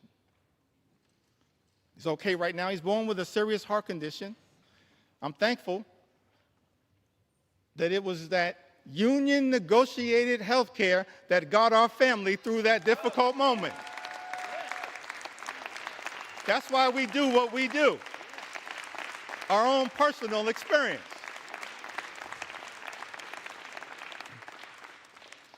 And then in the early 80s, my parents, modest living. Neither of them, even at the tail end of decades-long careers, ever made more than $50,000. Modest living. But in the early 80s in Crown Heights, rough neighborhood, central Brooklyn, they bought their first and only home. They were able to buy that home, the home that my younger brother Hassan and I were raised in, because of that union negotiated salary, and pay off the mortgage down to zero because of that union negotiated salary. This is personal to us, our own journey. And lastly, as it relates to this part of my journey, why we all fight for what we fight for. Why we stood behind Mike Thompson's amendment to protect good-paying union jobs.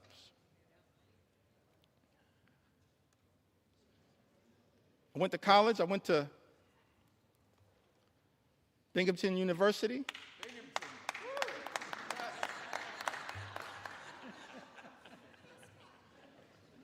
When I first got here, I was surprised to learn, actually,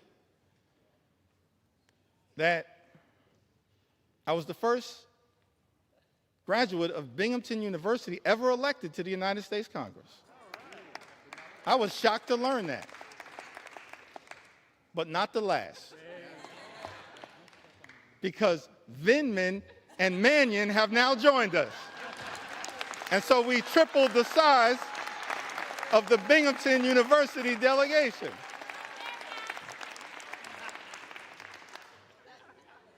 It's part of the reason why we stand up for higher education and public education. That's our own experience. So I graduate from Binghamton University.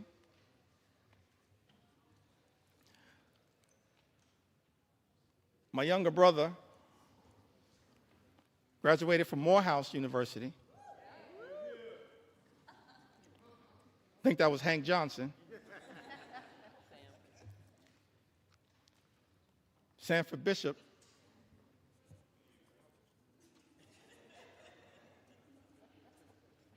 Graduated from Morehouse. I graduated from Binghamton University. And somehow, we managed to graduate from college without owing anything. And for the life of me, I couldn't figure out how. Because as I mentioned, my mom, my dad, they just earned a modest living all throughout their careers. So one day I had a conversation with my mom, and I was trying to figure it out. How did you pull that off? She said, well, I wanted to make sure my two sons could have a clean start to life. So I borrowed against my union negotiated pension to make sure my two sons could get free and clear of loans and get a higher education as part of our effort to experience the American dream. And so we all say to our brothers and sisters in organized labor, you don't ever have to worry about whether House Democrats are going to stand up for you, because you've always been there for us. You've always been there for us. You've always been there for us. That's our personal story. And every single one of us,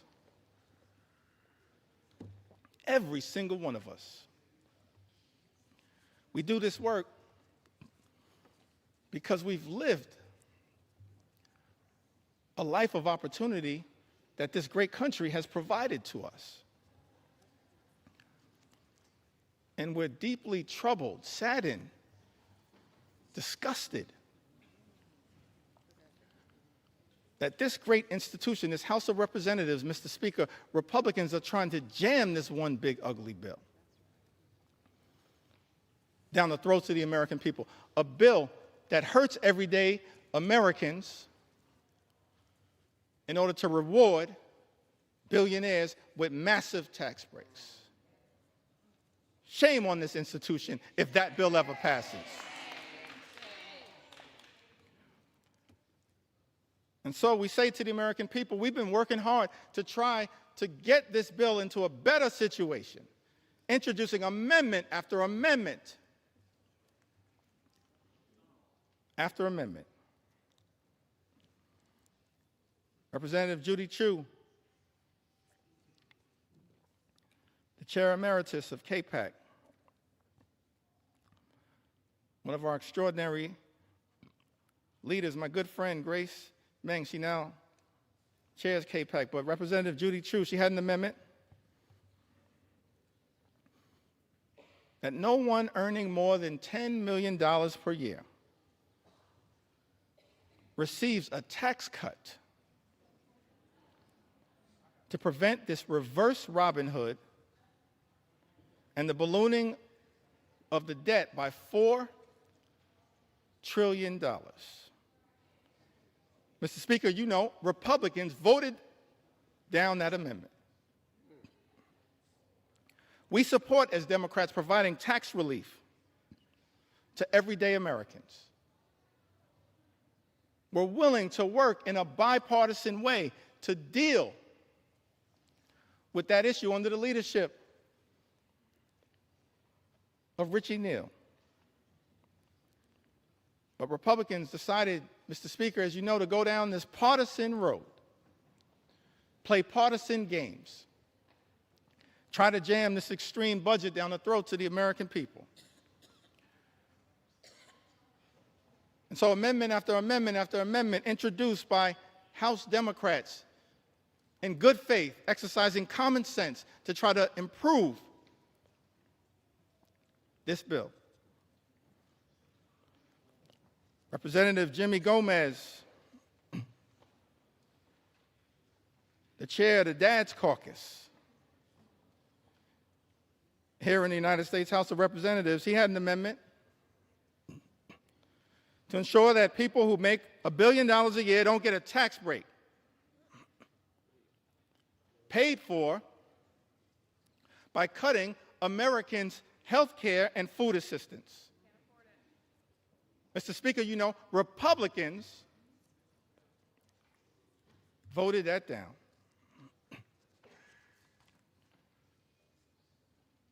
My good friend and classmate, Representative Susan Del Bene, she had an amendment that would have made the child tax credit fully refundable. Susan Del Bene, a great champion of the child tax credit. Let me also shout out a person that I believe is the mother of the enhanced and expanded child tax credit as well.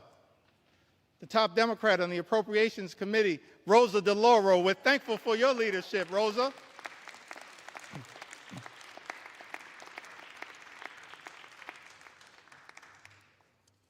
Fighting hard on behalf of the American people. Susan Del Bene, a great champion of the child tax credit. She had an amendment, Mr. Speaker, to make the child tax credit fully refundable, covering the 17 million children who are being left behind by the big, ugly bill, and increase the child tax credit for families. Because what Republicans are doing, Mr. Speaker, as you know, in this particular bill, not enhancing and expanding the child tax credit, you are undermining the child tax credit. And Representative Susan Del Bene, my classmate,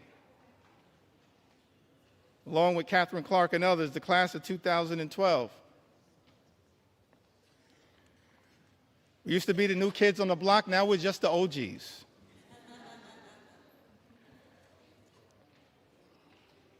Susan Del Bene, she introduces this amendment, and Mr. Speaker, as you know, Republicans voted it down. Representative Laura Gillen had an amendment that dealt with this issue a little bit earlier. The new and permanent cap on state and local tax deduction. Representative Laura Gillen had an amendment to strike the new and permanent cap on SALT, which is something that members of the House Republican Conference, Mr. Speaker, as you know, claimed was a line in the sand for them, specifically from New York, and said that they support. But Republicans voted down that amendment from Representative Laura Gillen. Representative Mary Gay Scanlon from the Commonwealth of Pennsylvania, one of the great members of the class of 2018, a great class. She had an amendment that would protect infants, babies, American citizens born in this country from the unconstitutional and un-American Trump executive order to end birthright citizenship. Republicans voted that down. Can't believe it. Let me make something clear. No matter what it takes, we're going to make sure as House Democrats we stand up for the principle that every single child born in the United States of America pursuant to the 14th Amendment is an American citizen. We will never let anyone take that away. Not now, not ever. Not now, not ever. Not now, not ever.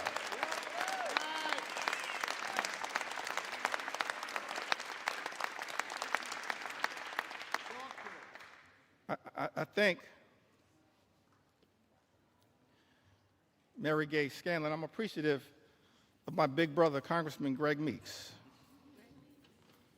my big brother in the United States Congress. We're a family as House Democrats, committed to working hard, standing up on behalf of the American people. It's an honor of a lifetime to be part of this family.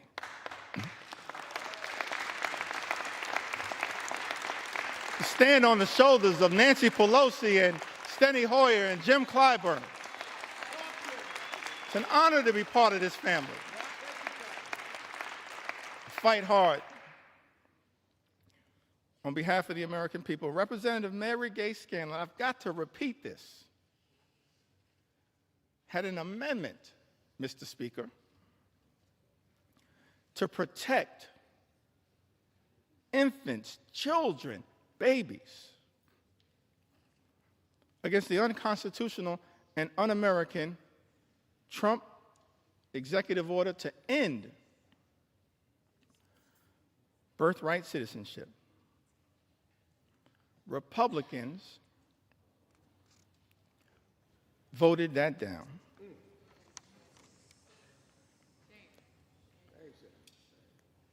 Representative Pramila Jayapal had an amendment to prevent ICE from deporting U.S. citizens. United States citizens, Mr. Speaker, that are being deported by the Trump administration. I documented some of that earlier today. We're happy to provide more examples. In fact, I'm happy to debate my colleague, Speaker Mike Johnson, on any of these issues anytime right here on the floor of the House of Representatives. I sent you that invitation. I sent you that invitation. I sent you that invitation months ago. I'm still waiting to get a response. We're not running from the American people. We're ready to debate any of these issues anytime, any place, particularly right here on the floor of the House of Representatives. Representative Pramila Jayapal, she had an amendment, Mr. Speaker, to prevent ICE from deporting U.S. citizens. Republicans voted that down.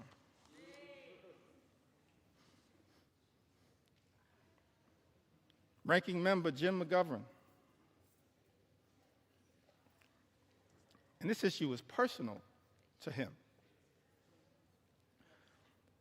I mentioned earlier, we do this work because we're informed by our own personal experiences. It's not about glory, it's not about profit. It's about improving the lives of the American people that we're privileged to represent. Jim McGovern and his wife Lisa dealing with immense pain, immense personal tragedy, but fighting so hard on behalf of the American people. He had an amendment to restore the critical NIH research funding withheld by Donald Trump and Elon Musk to cure diseases like Alzheimer's and cancer, including pediatric cancer, childhood cancer. Mr. Speaker, you know Republicans voted that down.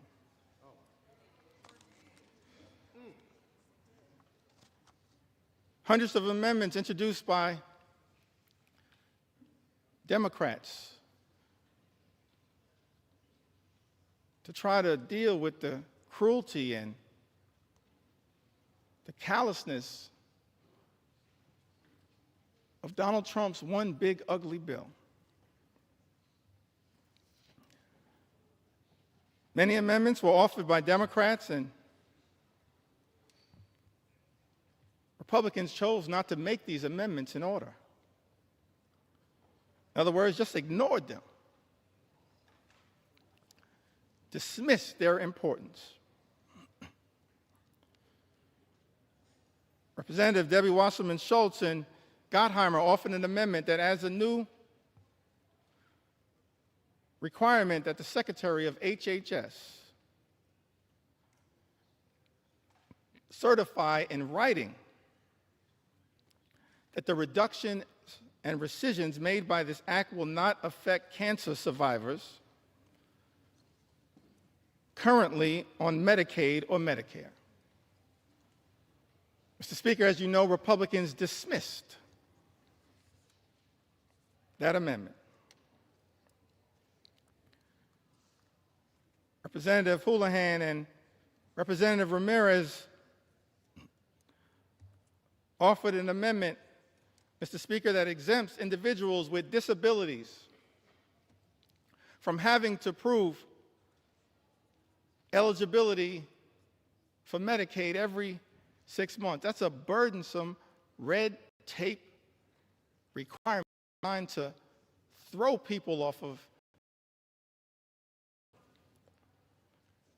That amendment was dismissed, Mr. Speaker, as you know, by House Republicans.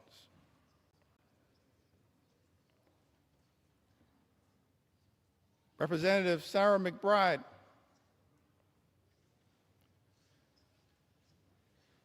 the distinguished gentle lady from the great state of Delaware. The distinguished gentle lady from the great state of Delaware. She offered an amendment that requires the CBO, the Congressional Budget Office, to certify provisions in this bill to make sure that those provisions will not reduce access to care or increase the cost of care for seniors who are duly eligible for Medicare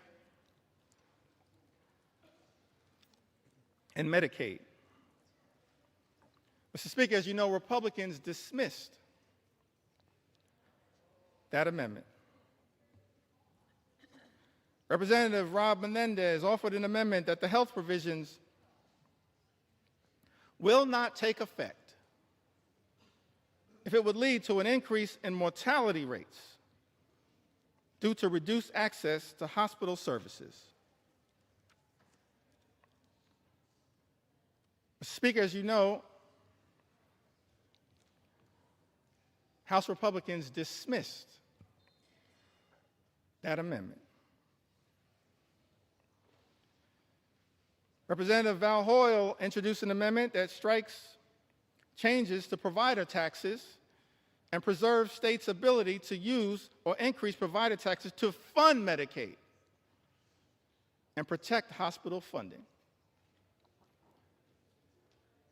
Mr. Speaker, you know that despite Representative Hoyle offering this amendment, Republicans dismissed it. Rural hospitals will close as a result of Donald Trump's one big, ugly bill. They will close. Susan Collins acknowledged that fact. But House Republicans are here jamming a bill down the throats of the American people that will close hospitals in rural America, in urban America, in small-town America, in the heartland of America, and apparently, Mr. Speaker, couldn't care less. Let me be clear. We're going to stand up for those communities that my colleagues on the other side of the aisle have abandoned. We're going to stand up for rural America, urban America, small-town America, the heartland of America, Appalachia. We're going to stand up for all of America, whether we represent you or not.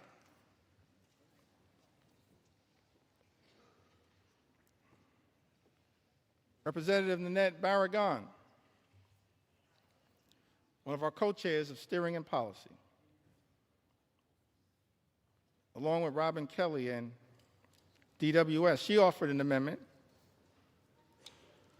increasing the Hospital Stabilization Fund that they had to include in this one big ugly bill. This amendment was designed to protect hospitals from closing and expand eligibility for safety net hospitals that we know exist all across America, in every corner in this country. Safety net hospitals that serve a large number of low-income patients, including those with Medicaid. And yet, Mr. Speaker, as you know, House Republicans dismissed this amendment. Amendment after amendment after amendment that Democrats have introduced to try to relieve the pain that is being visited upon the American people by this one big ugly bill, voted down by Republicans or dismissed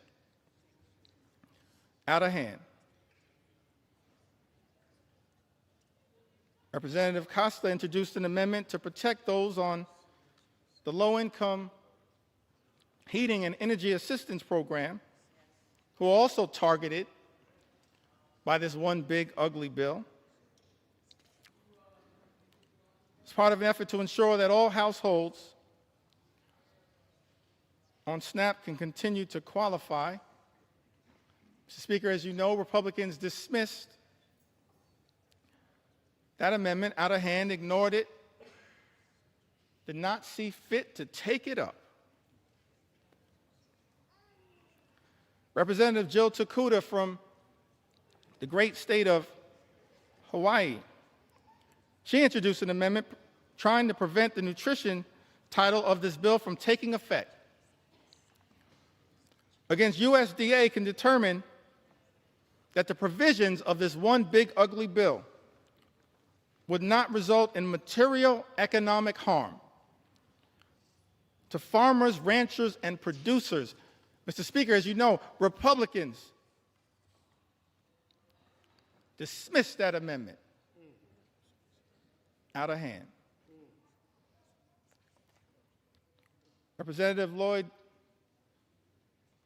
Doggett had an amendment to extend tax cuts for the 98% of the American people who make $400,000 or less per year. Had that amendment been taken up and passed, it would have cut the cost of this one big, ugly bill by approximately 50%. And we would have been standing up for those everyday Americans who are now going to be hurt by other provisions in this GOP tax scam, this disgusting abomination. Mr. Speaker, as you know, that amendment dismissed out of hand by the House Republican majority. Representative Seth Magaziner from the great state of Rhode Island. He's only in his second term. Somehow he's the dean of the delegation.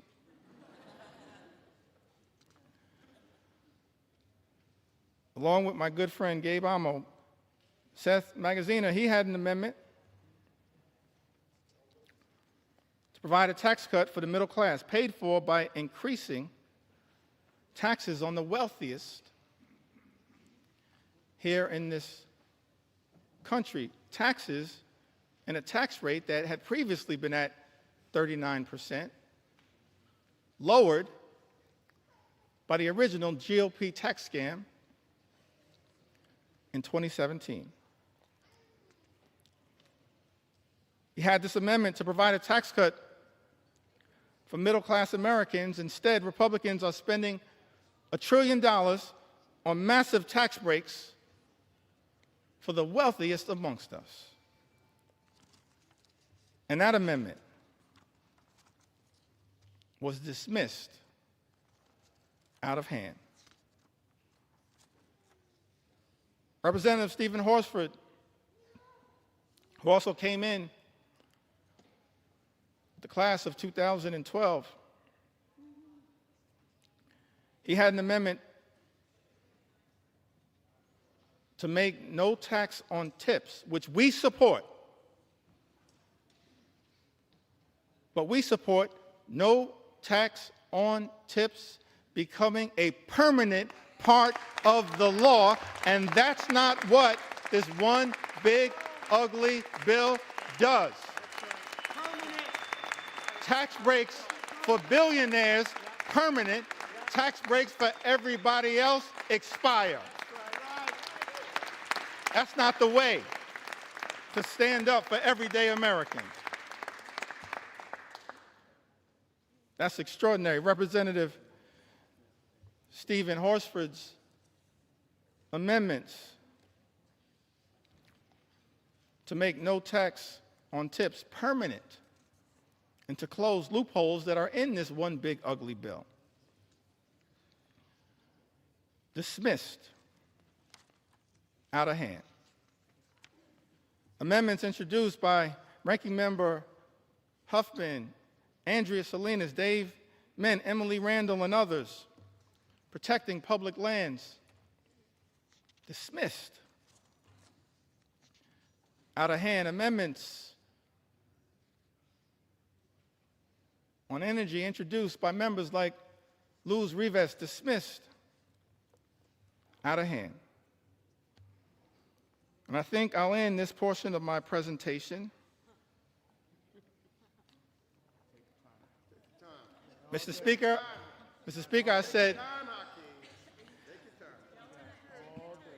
I said this portion of my presentation.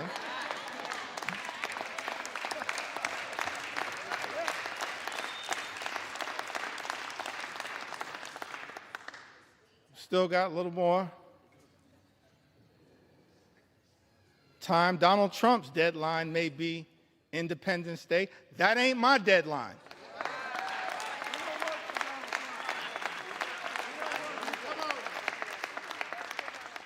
You know why? Mr. Speaker? We don't work for Donald Trump. We work for the American people. That's why we're right here now on the floor of the House of Representatives, standing up for the American people,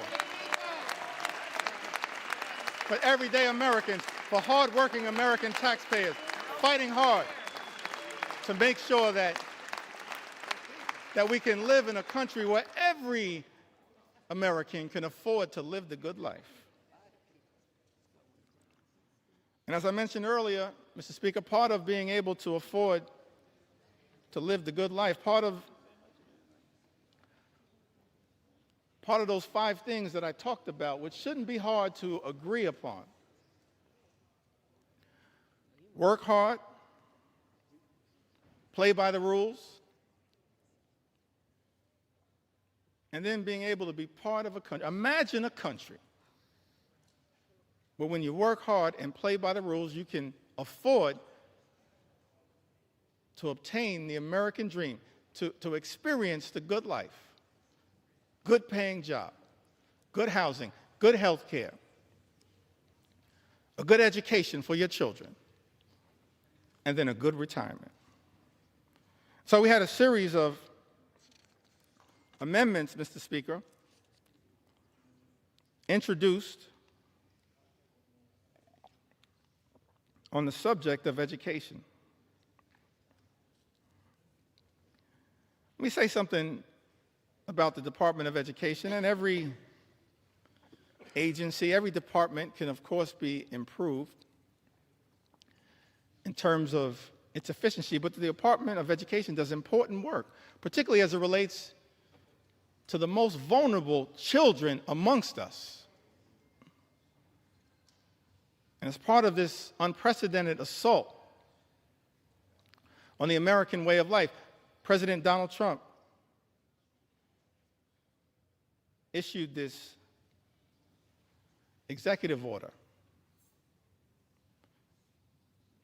effectively trying to abolish the Department of Education. I know there are people all across the country as I travel throughout America concerned about this. Let me make something clear. The Department of Education was established by an act of the United States Congress. It cannot be abolished by anyone pretending to be a wannabe king. Not anyone. It's us, the United States Congress. So we introduced, Mr. Speaker, a series of amendments related to this commitment,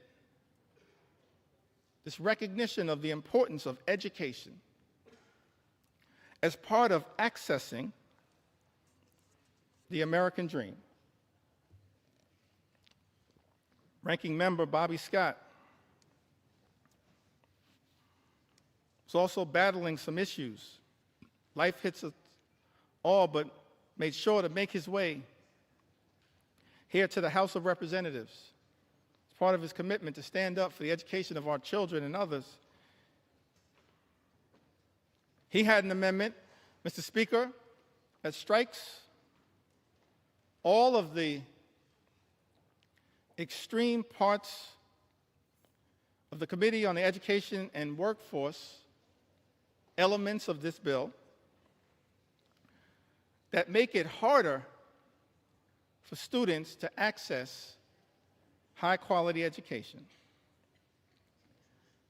jeopardizes child nutrition programs, and threatens financial student aid, all of which is being done recklessly, Mr. Speaker, by this one big, ugly bill. And as you know, Republicans chose to ignore this amendment, dismiss it out of hand. Representative Sarah Elfreth introduced an amendment to try to increase the amount that hard-working teachers and educators are able to deduct on qualified out-of-pocket classroom expenses.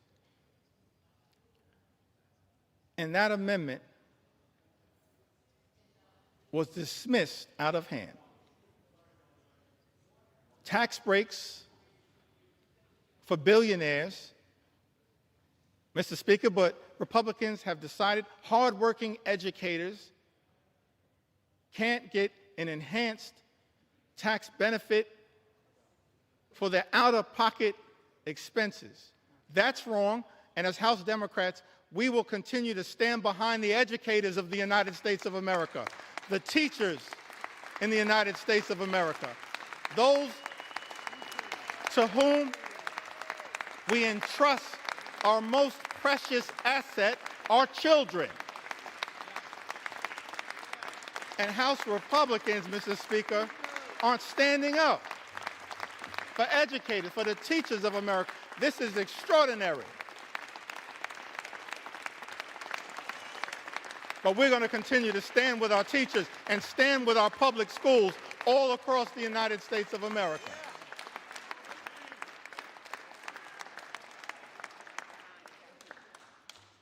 That's what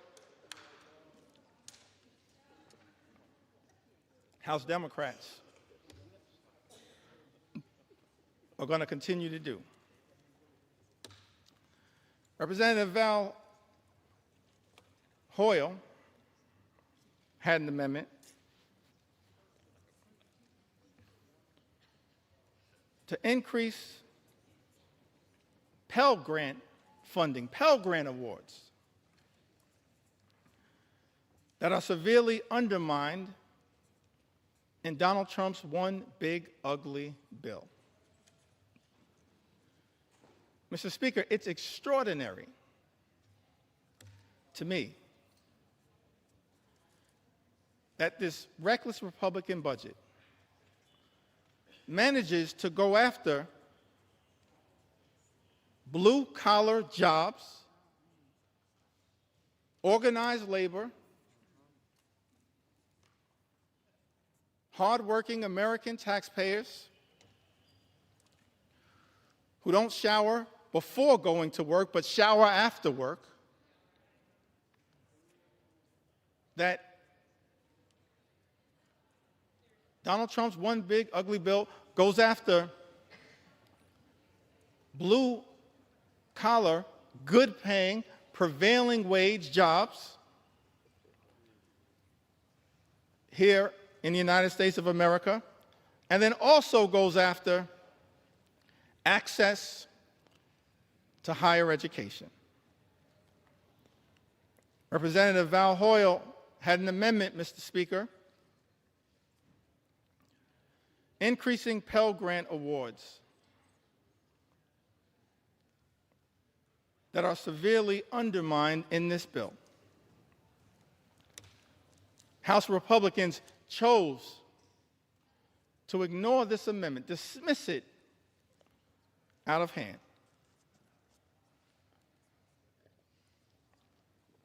This is another one of those areas where our commitment to experiencing the American dream, whatever path you choose, whether that's through career and technical education, as has been the case by many members in their experience or their family experience. Don Norcross, one of our leaders in this regard, Debbie Dingell, others, Mark Pocan, part of the Labor Caucus, leaders in this regard. Mark Pocan, part of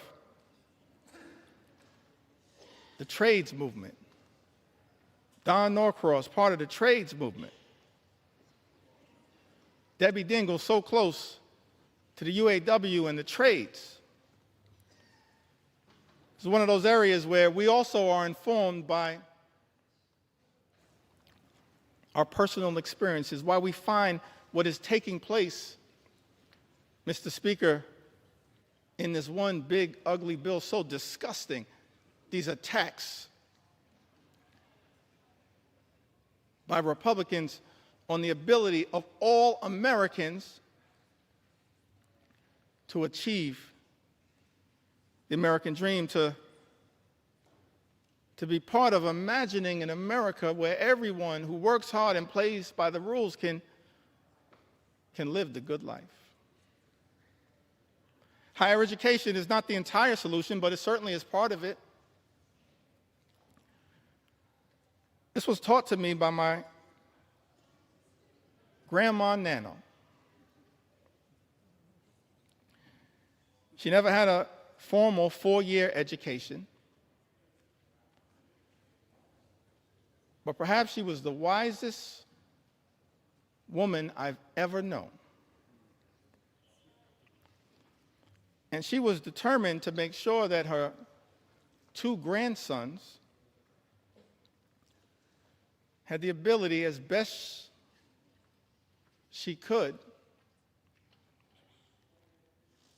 to obtain an education that might ultimately, for us, coming out of this working class neighborhood, Crown Heights in central Brooklyn, spending a lot of time in Bedford-Stuyvesant where she lived, on the corner of Putnam and Lewis, right down the block from the Cornerstone Baptist Church. She was determined to make sure that her 2 grandsons had the best opportunity, and in her view, and Grandma Nano's view, that meant access to education. And so, when we were young, she said to my younger brother and I, I'll never forget this conversation. We were in her home in Bed-Stuy. She said that the 2 of you are going to go to elementary school and then you'll graduate. Go to middle school and graduate. High school and graduate. College and graduate. And then she dreamed about us going to graduate school, get a law degree, a PhD, a medical degree, an MBA, some form of advanced education. We were like, Grandma, we're going to be in school our entire lives. And she was so committed to that journey that every single time we graduated, this is a woman of modest means. She gave my younger brother and I, whoever was the graduate, $500 in cash. I still don't know where Nano got that money from.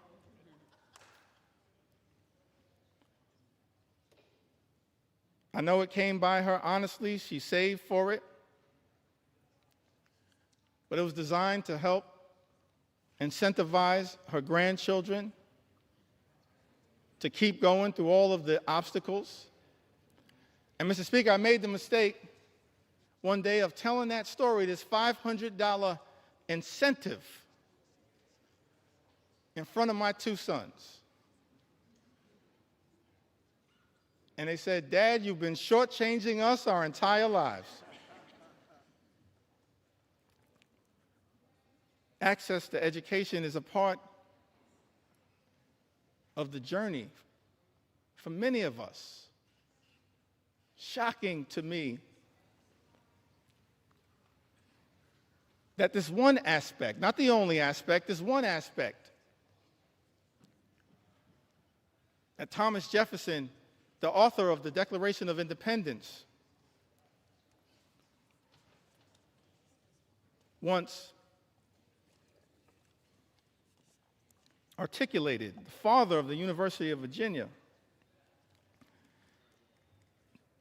Ben Franklin, the father of the University of Pennsylvania, others saw an important role for enlightened education as just one path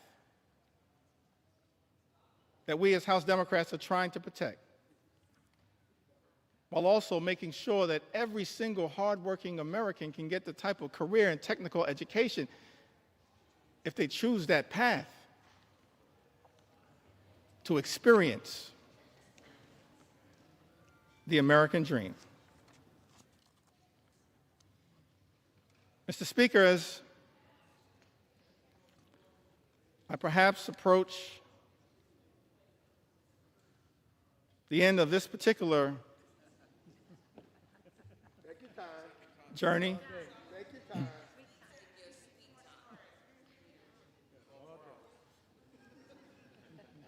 let me just reiterate that as House Democrats, we maintain from the very beginning of this Congress, we acknowledged the election of President Donald Trump, offered to work with our colleagues on the other side of the aisle whenever and wherever possible in order to make life better for the American people, to stand up for the things that matter, not as Democrats, independents, or Republicans, but as Americans. But the route, Mr. Speaker, that has been taken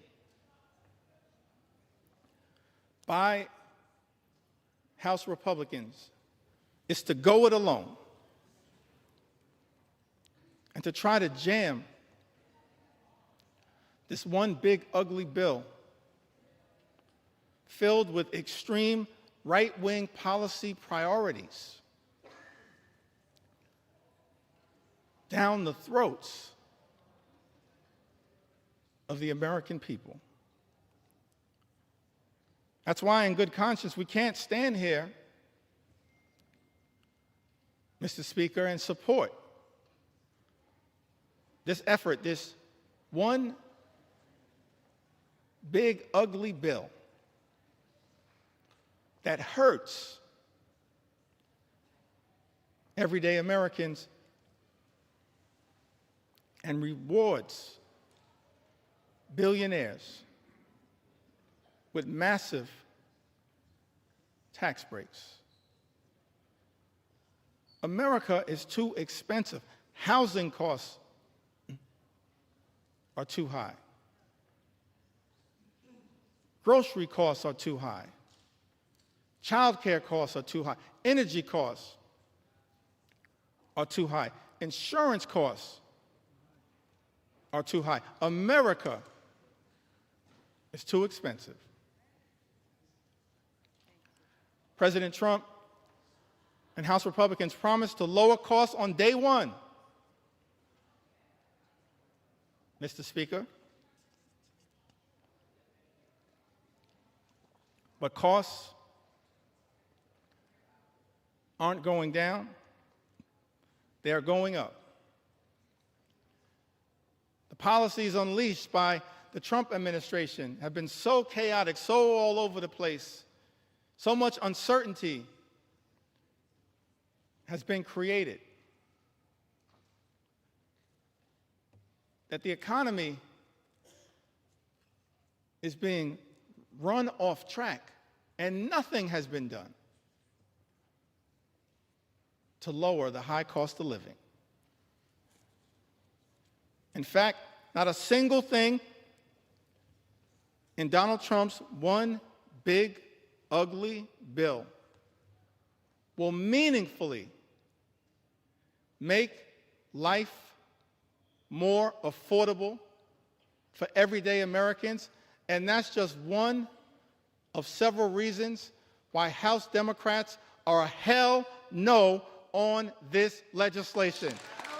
We were a hell no last week, a hell no this week, a hell no yesterday, a hell no today, and will continue to be a hell no on this effort to hurt the American people.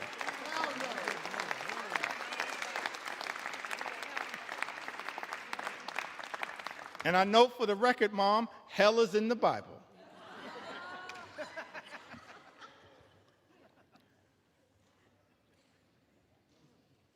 The American people are understandably frustrated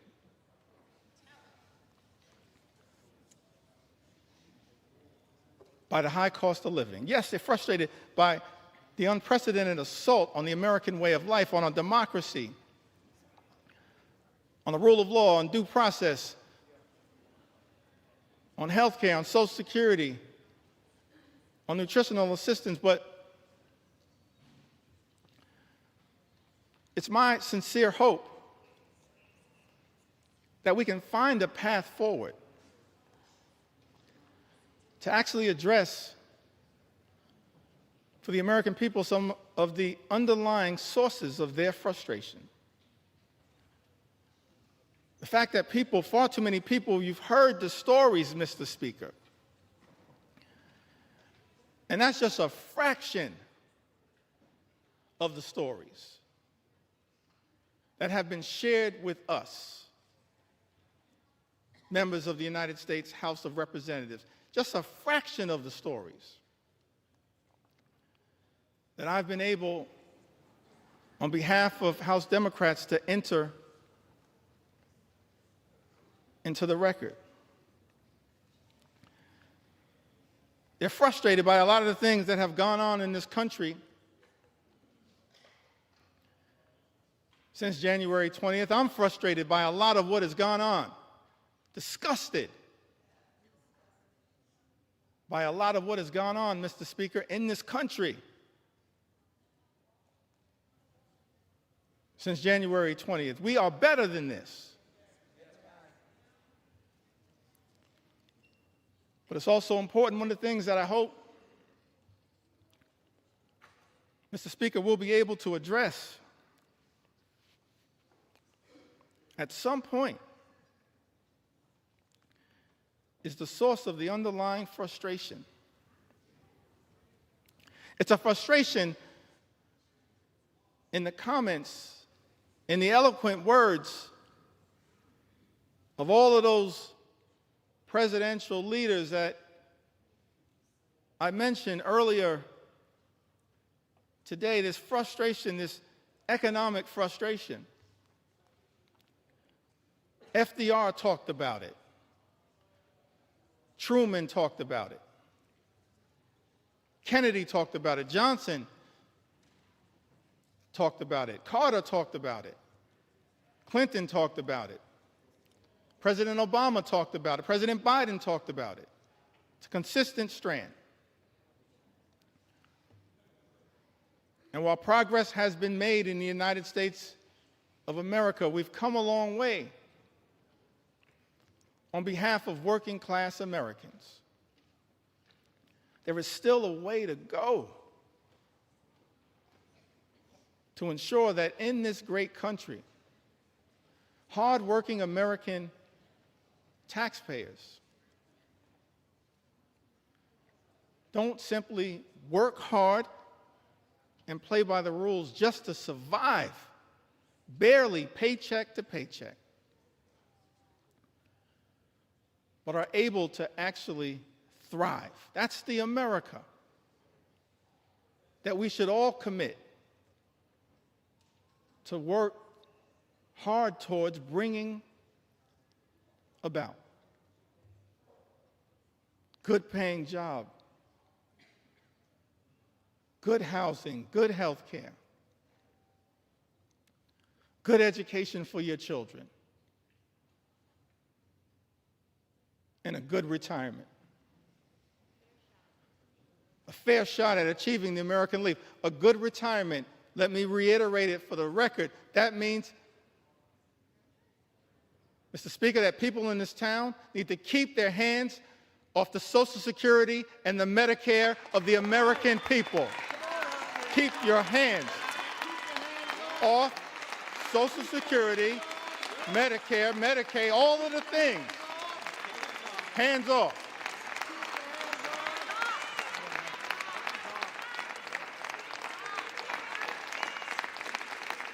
And one of the many reasons why we strongly oppose Donald Trump's one big ugly bill is because it will result in the largest cut to Medicare, sets in motion the largest cut to Medicare, more than $500 billion by some estimations in American history. The American people, understandably frustrated, not for years, but for decades, that far too many have dealt with a situation where the system is not building an economy that works for hardworking American taxpayers, for everyday Americans, for working class Americans, for everyone who aspires to be part of the middle class. It's our sincere hope that we can get to a place one day, perhaps in a bipartisan way, not connected to this extreme and reckless, dangerous, partisan bill, this one big, ugly bill that will hurt everyday Americans in order to reward billionaires, that we actually can get to the work of lifting up everyday Americans, because the deck has been stacked against you for far too long. And that's not the America that the American people deserve. And part of the challenge, part of the problem, part of the issue as to why we find ourselves, everyday Americans, in this situation, it's because of the dominance of special interests in this town.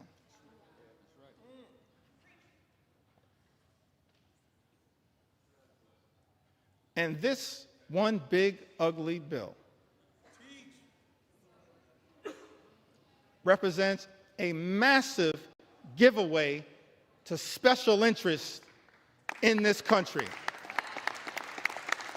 And we reject special interests because our job here in the United States of America, Mr. Speaker, is to protect the public interest at all times, today, tomorrow, always, and forever.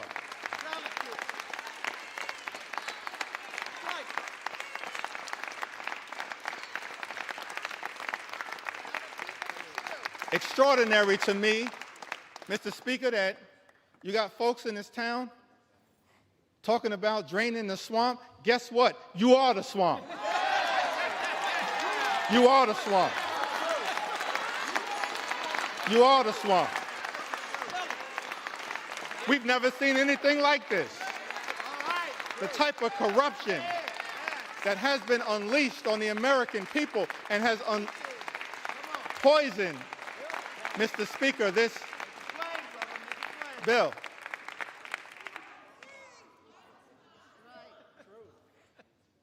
See, you're consulting the parliamentarian, I think. I said people in this town.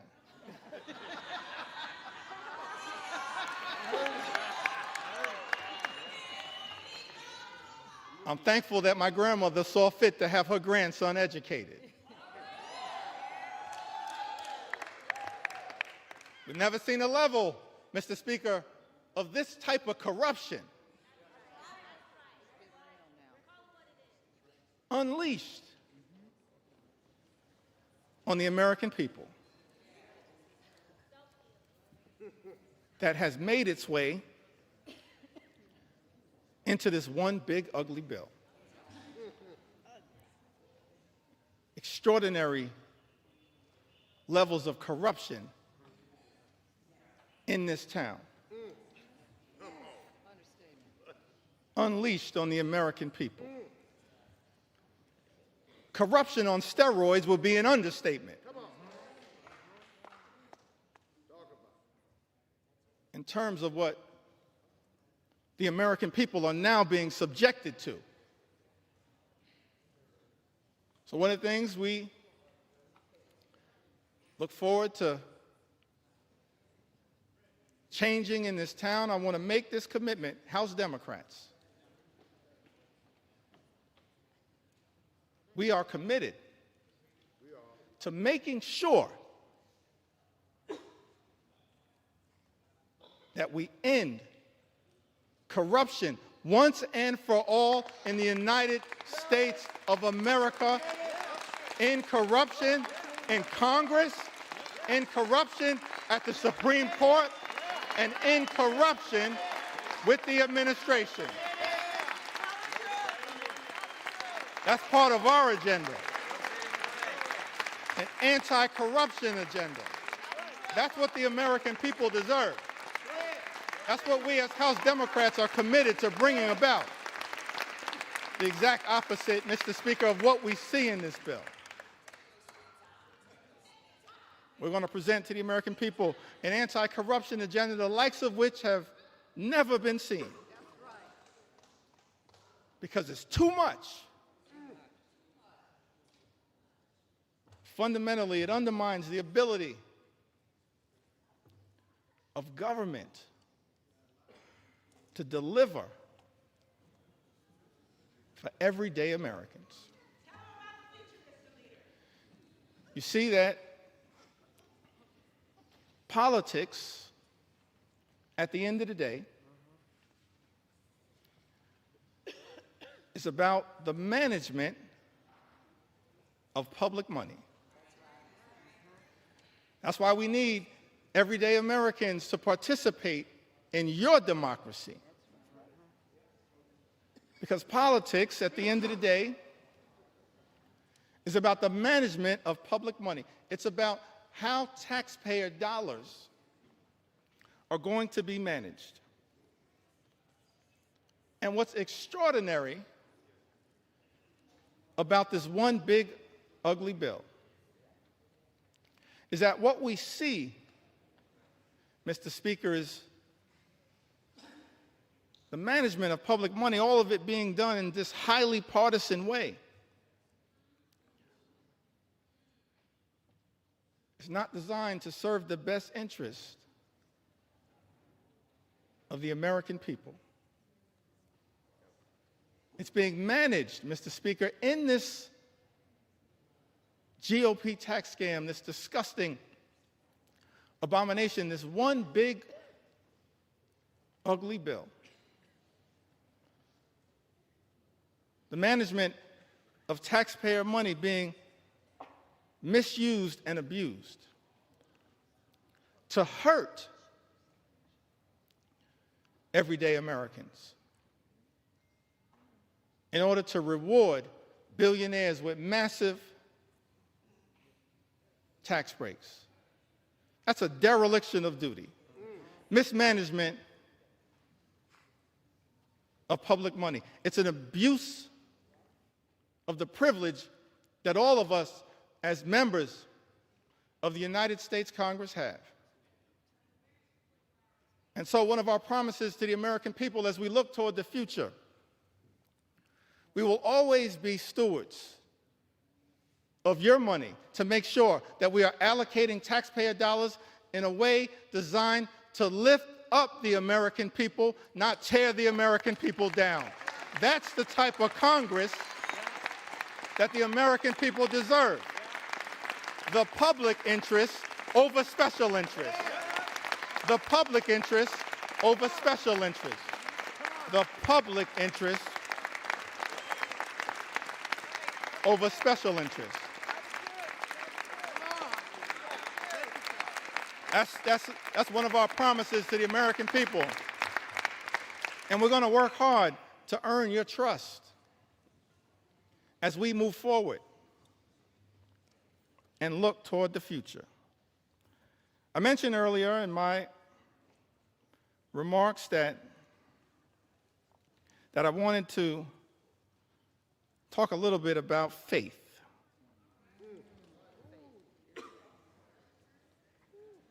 I grew up in the Cornerstone Baptist Church. Faith is the substance of things hoped for, the evidence of things not seen. We walk by faith, not by sight. You just have faith the size of a mustard seed.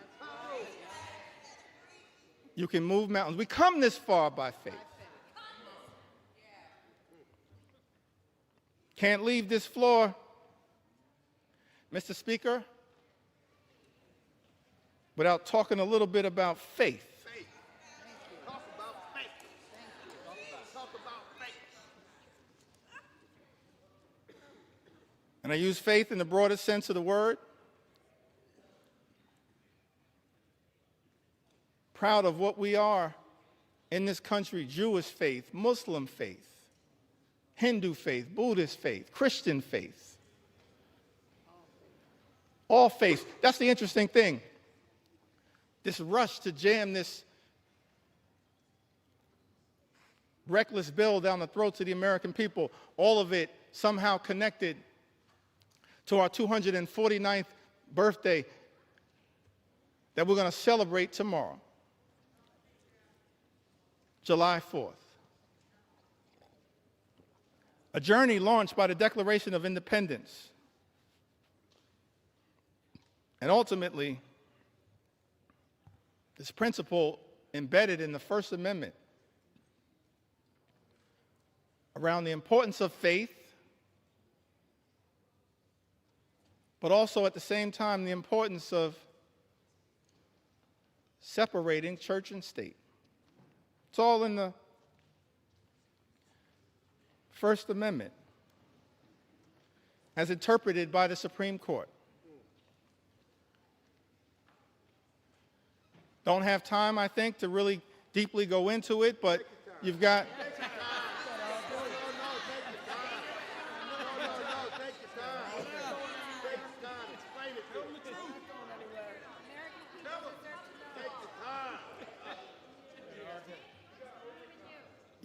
You've got the Establishment Clause and you've got the Free Exercise Clause.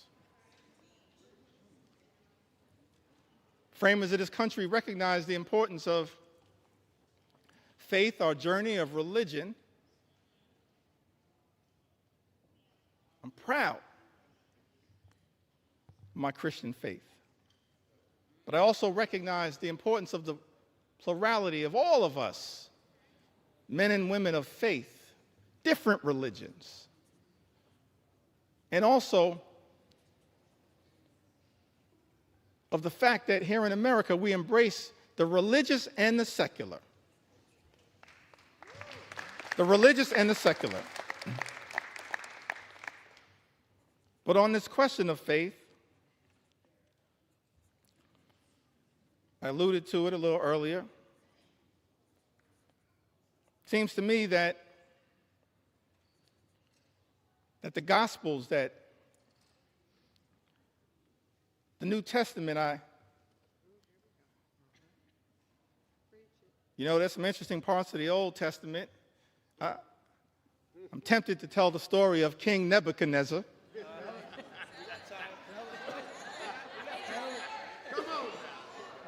Mr. Speaker, a lot of parallels to what's going on right now. But I'm gonna focus at this moment on the New Testament prescription, the Gospels.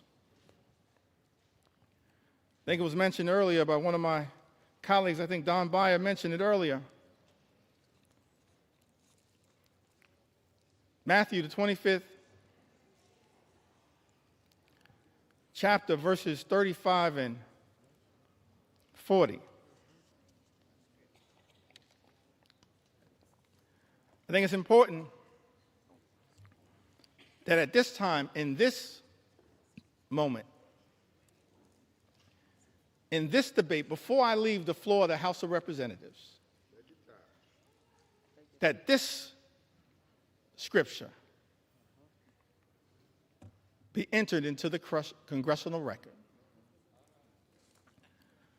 For I was hungry, and you gave me something to eat. I was thirsty, and you gave me something to drink. I was a stranger, and you invited me in. A stranger, and you invited me in. E pluribus unum, out of many, one. I needed clothes, and you clothed me. I was sick. I had medical problems. Maybe I needed Medicare or Medicaid or the Affordable Care Act or the Children's Health Insurance Program or Planned Parenthood. I was sick, and you looked after me. I was in prison, and you came to visit me. We have a right as members of Congress to visit people who are detained. It's not just in law, it's right here in Matthew.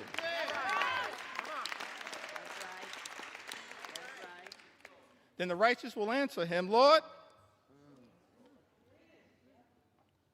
when did we see you hungry and feed you? Or thirsty and give you something to drink? When did we see you a stranger and invite you in?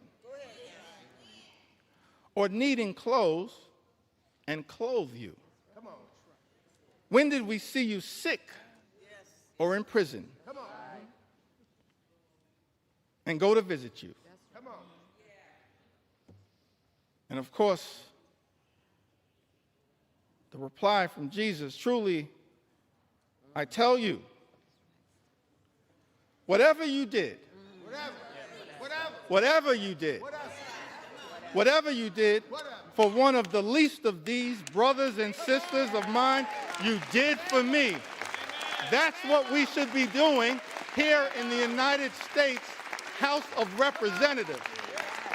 Our job is to stand up for the poor, the sick, and the afflicted, the least, the lost, and the left behind, everyday Americans. That's what Matthew teaches us. And that's not what's happening in this one big ugly bill. That's not consistent with what my faith teaches me.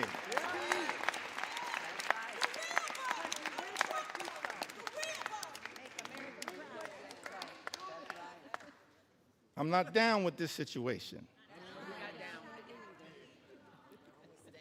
I'm not down with this situation.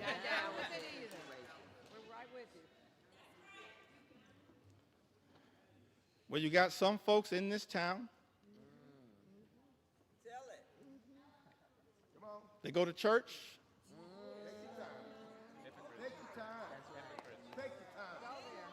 Mr. Speaker, I said some folks in this town, they go to church. And I'm not questioning anybody's faith. I'm just making an observation.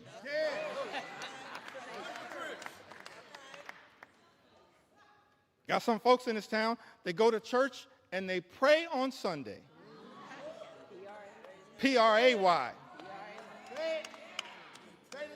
And then they come to Congress and pray P-R-E-Y on the American people. I'm not down with that kind of faith. That ain't my faith. That's not our faith. That's not the faith that comes out of the gospel.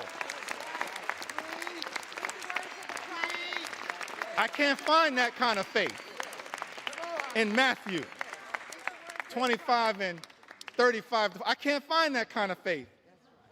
But I do see something else. Tell us what you see. Tell us what you see. Can I talk about it for a moment? Talk about it.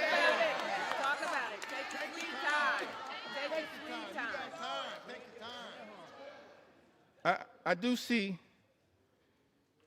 something else, kind of what I'm seeing connected to this one big ugly bill.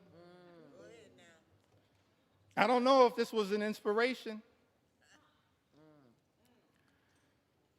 to this extraordinary assault on the American people, this corrupt piece of legislation. But when I look over my Bible, and this is going to come from John, it's not going to come from 2 Corinthians, although the Apostle Paul has a lot to say about that. And, Mr. Speaker, I said 2 Corinthians, not 2 Corinthians.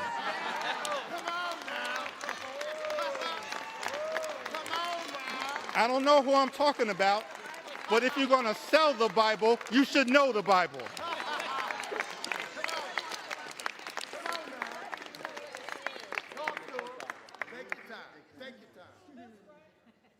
Trying to figure out, because it's not in Matthew. That's right. 25, 35 to 40, but I did see something in John. Go ahead now. Tell us what you see.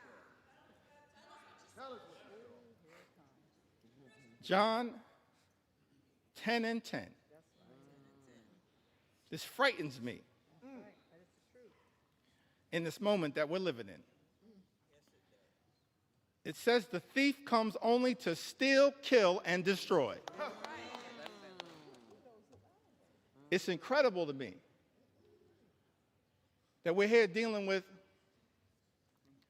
a piece of legislation literally that steals money from everyday Americans, from hardworking American taxpayers, steals money from Medicaid, Medicare, the Affordable Care Act, supplemental nutritional assistance, steals money from Pell Grants, from the education of our children, from energy assistance programs. Thief comes only to steal Come on, steal. and kill. Well done. I don't say this lightly, Mr. Speaker, but we stand behind this point. That when you try to take health care away, what this bill does, taking health care away from everyday Americans, more than 17 million. This unprecedented assault on Medicaid, on the Affordable Care Act, on Medicare, on children's health insurance. What you effectively are doing, hurting everyday Americans, hurting children, hurting women, hurting older Americans, seniors, people with disabilities. Nursing homes will close. Tell them what they're doing. Hospitals will shut down. Let them know what they're doing. Community-based health clinics Tell them. unable to operate. We're actually here debating legislation, Mr. Speaker, that will result in tens of thousands of everyday Americans losing their lives Tell them what they're doing. because of the inability to get health care that they now have Tell them. and is being ripped away Let them know. from them. John 10:10, the thief comes only to steal Steal. and kill Kill. and destroy. All-out assault on the American people. All-out assault on health care, the economy, Social Security, Medicare, Medicaid, nutritional assistance, veterans, farmers, law-abiding immigrant families, small business Tell them. owners. All of the things that we've spent some time on this House floor talking about, that this bill is trying to destroy. Destroy the American way of life. Make it plain. Can't find anything in the Bible and the New Testament, certainly not in Matthew 25 and 35. Matthew 25, the 35th chapter, and all the way through the 40th verse, but somehow I happened upon John 10:10. And thinking about this one big ugly bill. The thief comes only to steal, kill, and destroy. But America is a resilient nation. We're an exceptional nation. We're a strong nation. We've been through turbulence, trials, and tribulations. And we always somehow have found a way to make it through.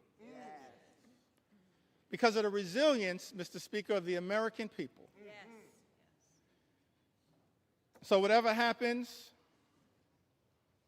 today as it relates to this one big ugly bill, if my Republican colleagues decide that once again, Mr. Speaker, you're simply going to make the decision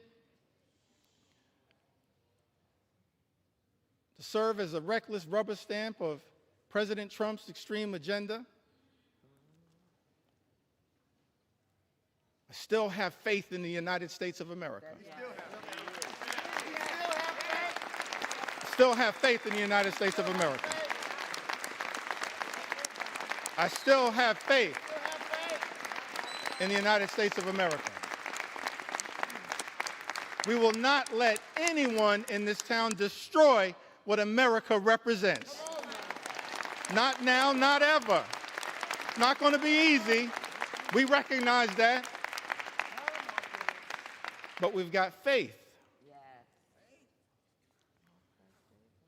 in the resilience You have time. Take your time. Sweet time.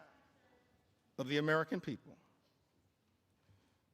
As I get ready to close shortly, and Now take your time. Take your time. Take your time.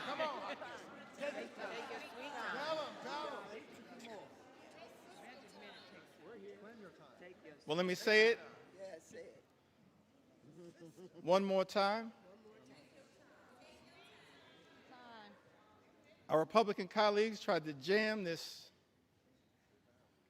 reckless, extreme bill,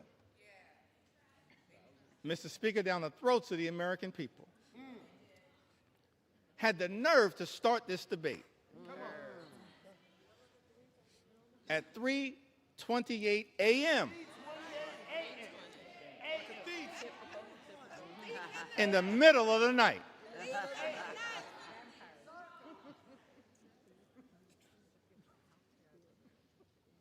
But we made clear that we were going to expose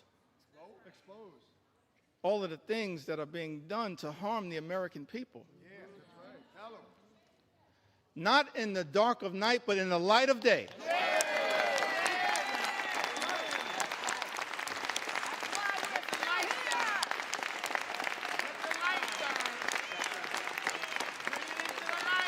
This little light of mine, we're going to let it shine on behalf of the American people.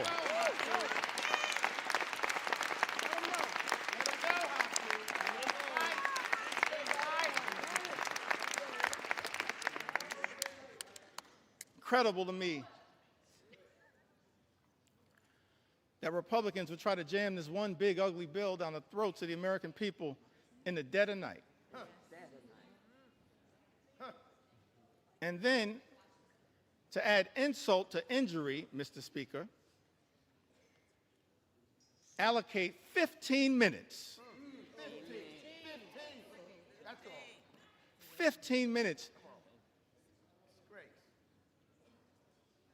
to each side on the committees of jurisdiction. shame. What a shame. 15 minutes to the Ways and Means Committee on each side. 15 minutes Take your time. Take your time. to the Budget Committee. That's extraordinary. But I'm thankful, I'm appreciative of all of my colleagues who stand behind me. That's right.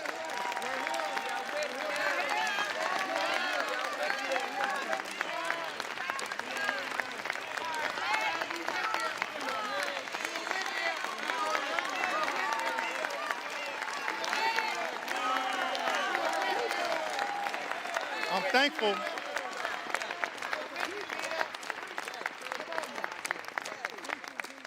Thankful to all of my colleagues for their commitment, their courage, their conviction, standing up on behalf of the American people to deliver, hopefully, what is a message of concern, but also a message of hope. Come on. That's right. Hope. We got to fight a lot of battles on behalf of the American people. It's not over. It's not over. Fighting a lot of battles on behalf of the American people. This is just one of them. This one. But we wanted to make sure that the American people had an opportunity to fully and more completely understand, in the light of day, just how damaging In the light. this one big, ugly bill will be to the American people. And I plead with my colleagues on the other side of the aisle, Mr. Speaker. I really plead with my colleagues, inspired by some of the framers of the Constitution, the great scholars, the great thinkers, conceived of this incredible journey that we've been on in the United States of America, creating separate and co-equal branches of government, recognizing that in this country, part of the gift that we were given by the framers of the United States Constitution. No kings, no dictators, no monarchs. Separate and co-equal branches of government. This is the Article I branch of government. Mr. Speaker, James Madison, he once made the observation in his view in one of the Federalist Papers that at its best, Congress should function as a rival to the executive branch. That was James Madison. Article I, branch of government, the House and the Senate. We're not here to bend the knee to any wannabe king.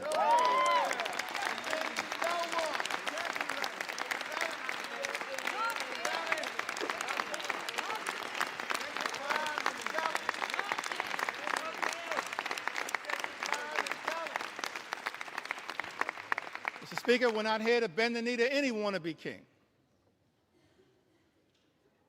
We're here to be a rival to the executive branch in the best spirits of the House of Representatives, to push back against an out-of-control executive branch. That's the framers' vision.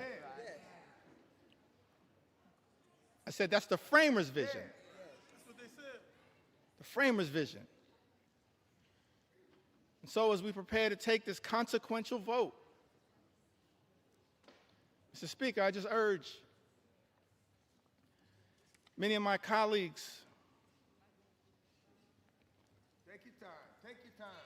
in government, my colleagues on the other side of the aisle,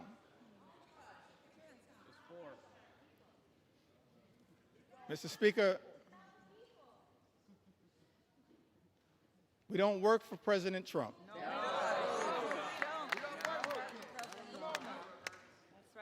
We don't work for J.D. Vance.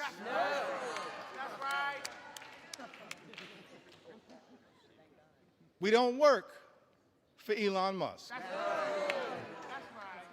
Mr. Speaker, as all of us prepare to cast this vote, I hope my Republican colleagues will come to the conclusion that we work for the American people.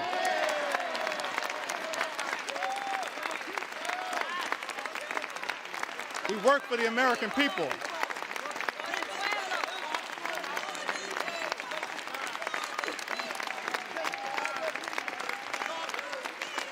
We don't work for any president. We work with American presidents.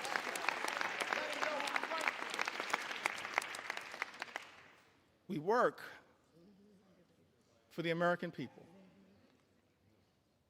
So it's my hope that as you evaluate this bill, all of the harm that is being unleashed on the American people, ripping health care away from more than 17 million Americans, effectively ending Medicaid as we know it, shutting down hospitals, including in rural America, in districts, Mr. Speaker, that my colleagues on the other side of the aisle represent. That's right. They're people. Nursing homes closing. 1 in 4 nursing homes, Mr. Speaker, will close as a result of the attack on Medicaid and Donald Trump's one big, ugly bill. Mr. Speaker, this is extraordinary. This assault on everyday Americans, assault on children, veterans, seniors, people with disabilities. It's incredible to me. All of this in this one big, ugly bill. Take your time. Ripping food away from children, literally ripping food out of the mouths of hungry children,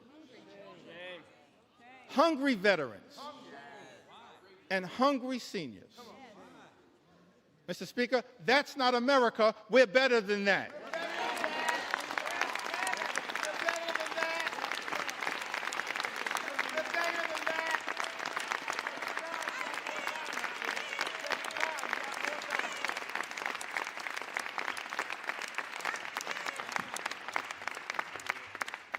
Mr. Speaker, we're better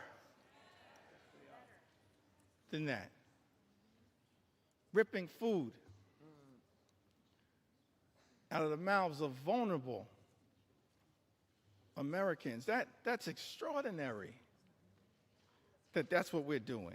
Extraordinary. And all of this is being done. This unprecedented assault on everyday Americans is being unleashed on the American people. Mr. Speaker, on the most vulnerable amongst us. All of this is being done to provide massive tax breaks to billionaire donors. Shame on this institution if this bill passes. That's not America. We're better than this. We are better. We are better.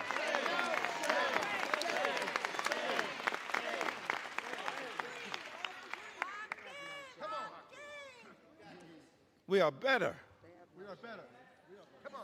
than this. I think that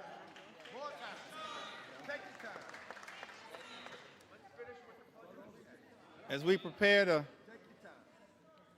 vote on this one big ugly bill, tough time for people in the United States of America. It's extraordinary extremism unleashed on the American people. Mr. Speaker, my colleagues on the other side of the aisle promised to address the high cost of living. Nothing in this bill will meaningfully lower the high cost of living in the United States of America.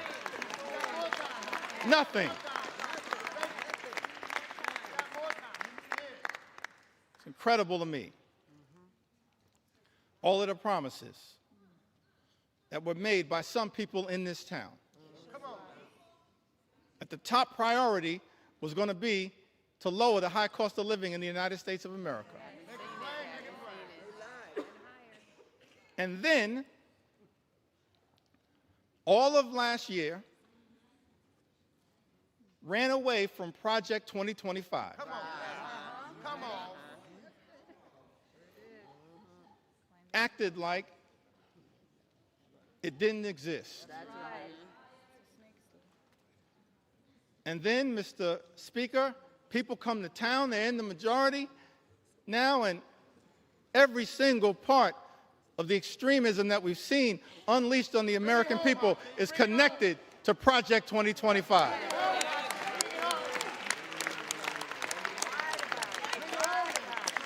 Every single part. But here's why I still got hope, optimism. I referenced this earlier today. As we prepare to experience the 249th birthday of the United States of America. Yeah.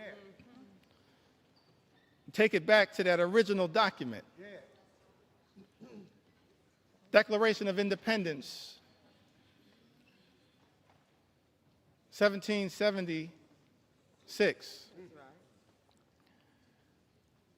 Mr. Speaker, it had the aspirational part. We hold these truths to be self-evident, that all men are created equal, come on now. Bring it home. Endowed by their Creator with certain unalienable rights, come on now. That among these are life, liberty, and the pursuit of happiness. Come on. That's the aspirational part of the Declaration of Independence. And as House Democrats, we're committed, no matter what it takes, to bring that about. Imagine in America where everyone who works hard and plays by the rules can live the good life, afford to live the good life. Good paying jobs, good housing, good health care, good education for your children, and a good retirement. That's what House Democrats are fighting for. That's the aspirational part of the Declaration of Independence, to bring that to life, the pursuit of happiness. That's the aspirational part. But then when you look at that Declaration of Independence, the second part of it, it reads like an indictment against an out-of-control king.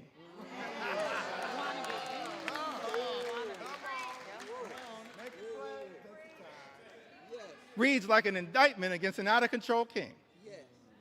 I commend all Americans, perhaps sometime tomorrow, I'm going to do this myself, read that document in its entirety.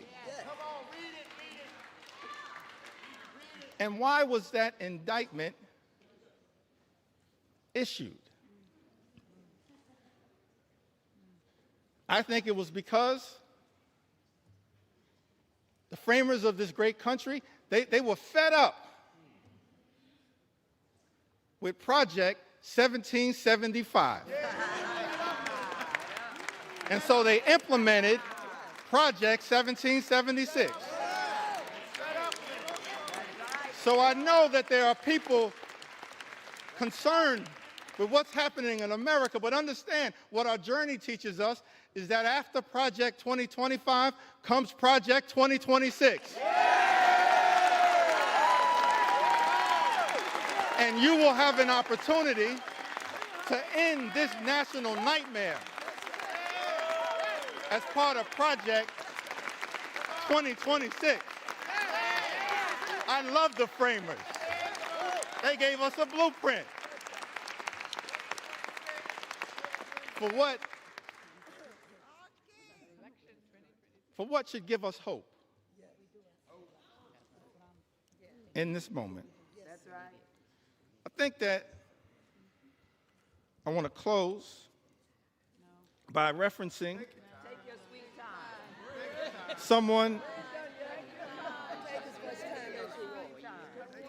someone who we all serve with. I want to stand on the shoulders, if it's okay, on some of our civil rights heroes and foot soldiers. Yes, yes. Those whose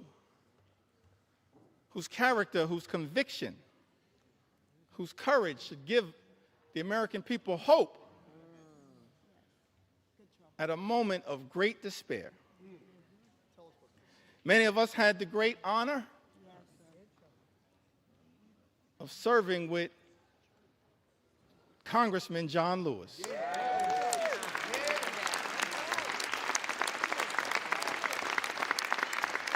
The great honor, Mr. Speaker, to serve with Congressman John Lewis. That's right. And I came across something that John Lewis said in June of 2028, that hopefully, no matter what the outcome of this vote, will give people some hope. Great John Lewis said, "Do not get lost in a sea of despair.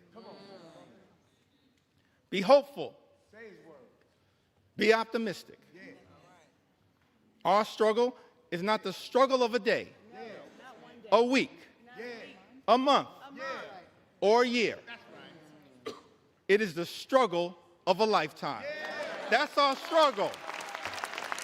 No matter what, Mr. Speaker, you decide to do today, that's our struggle. Standing on the shoulders of John Lewis, that's our struggle. Never, ever be afraid to make some noise and get into good trouble. Good trouble. Good trouble. Necessary trouble. Standing on the shoulders of giants, John Lewis would often talk to us about his admiration for Dr. Martin Luther King Jr. Dr. King, who would refer to John Lewis as the boy from Troy. The boy from Troy. Now, what's interesting to me, that civil rights movement, we can learn a lot from it. Started December of 1955. And Rosa Parks sat down on that bus so that all of us could have the courage to stand up. That's right. Wasn't an easy struggle. All the odds were stacked against these civil rights heroes and foot soldiers. And during the early days of the movement, a difficult part of the movement, Dr. King, after they've been targeted, arrested, beaten, harassed by the authorities,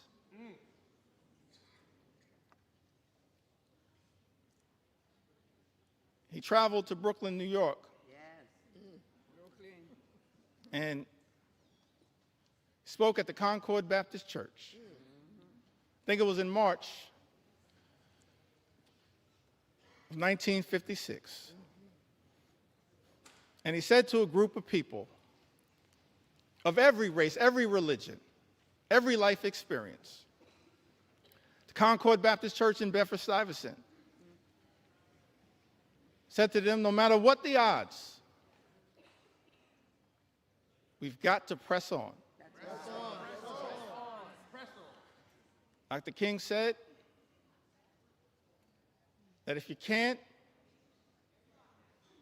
fly, run. That's right. If you can't run, walk. If you can't walk, crawl. But at all times, press on. And keep pressing. And so as I take my seat, I just want to say to the American people that no matter what the outcome is on this singular day, we're going to press on. We're going to press on. We're going to press on.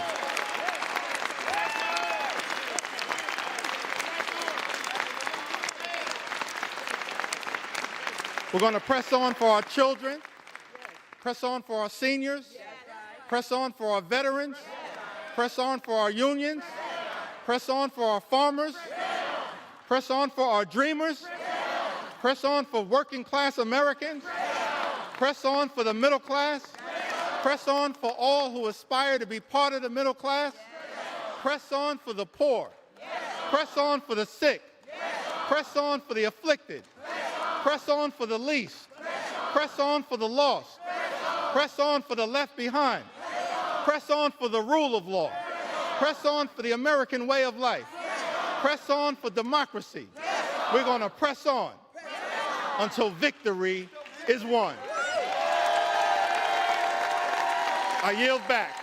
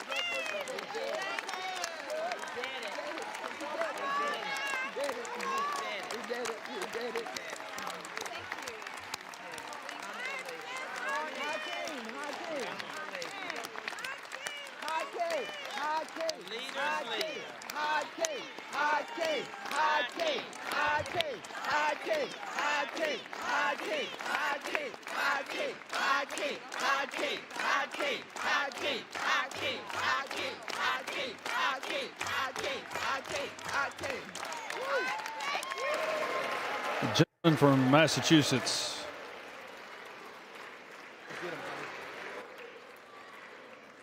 Saying you don't need to take an hour. This gentleman from Eight Massachusetts. hours. Gentleman from I think it's, Massachusetts. Mr. Speaker, I think it's fair to say the leader has done his part. I have no further speakers. I yield back our time. Gentleman from Massachusetts yield.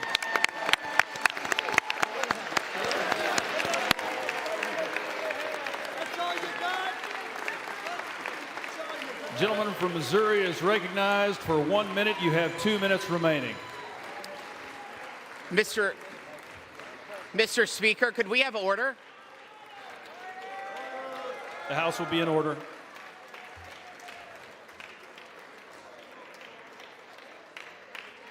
The House will be in order, please. The House will be in order, please. Thank you. Gentleman from Missouri is recognized for 1 minute. You have 2 minutes remaining.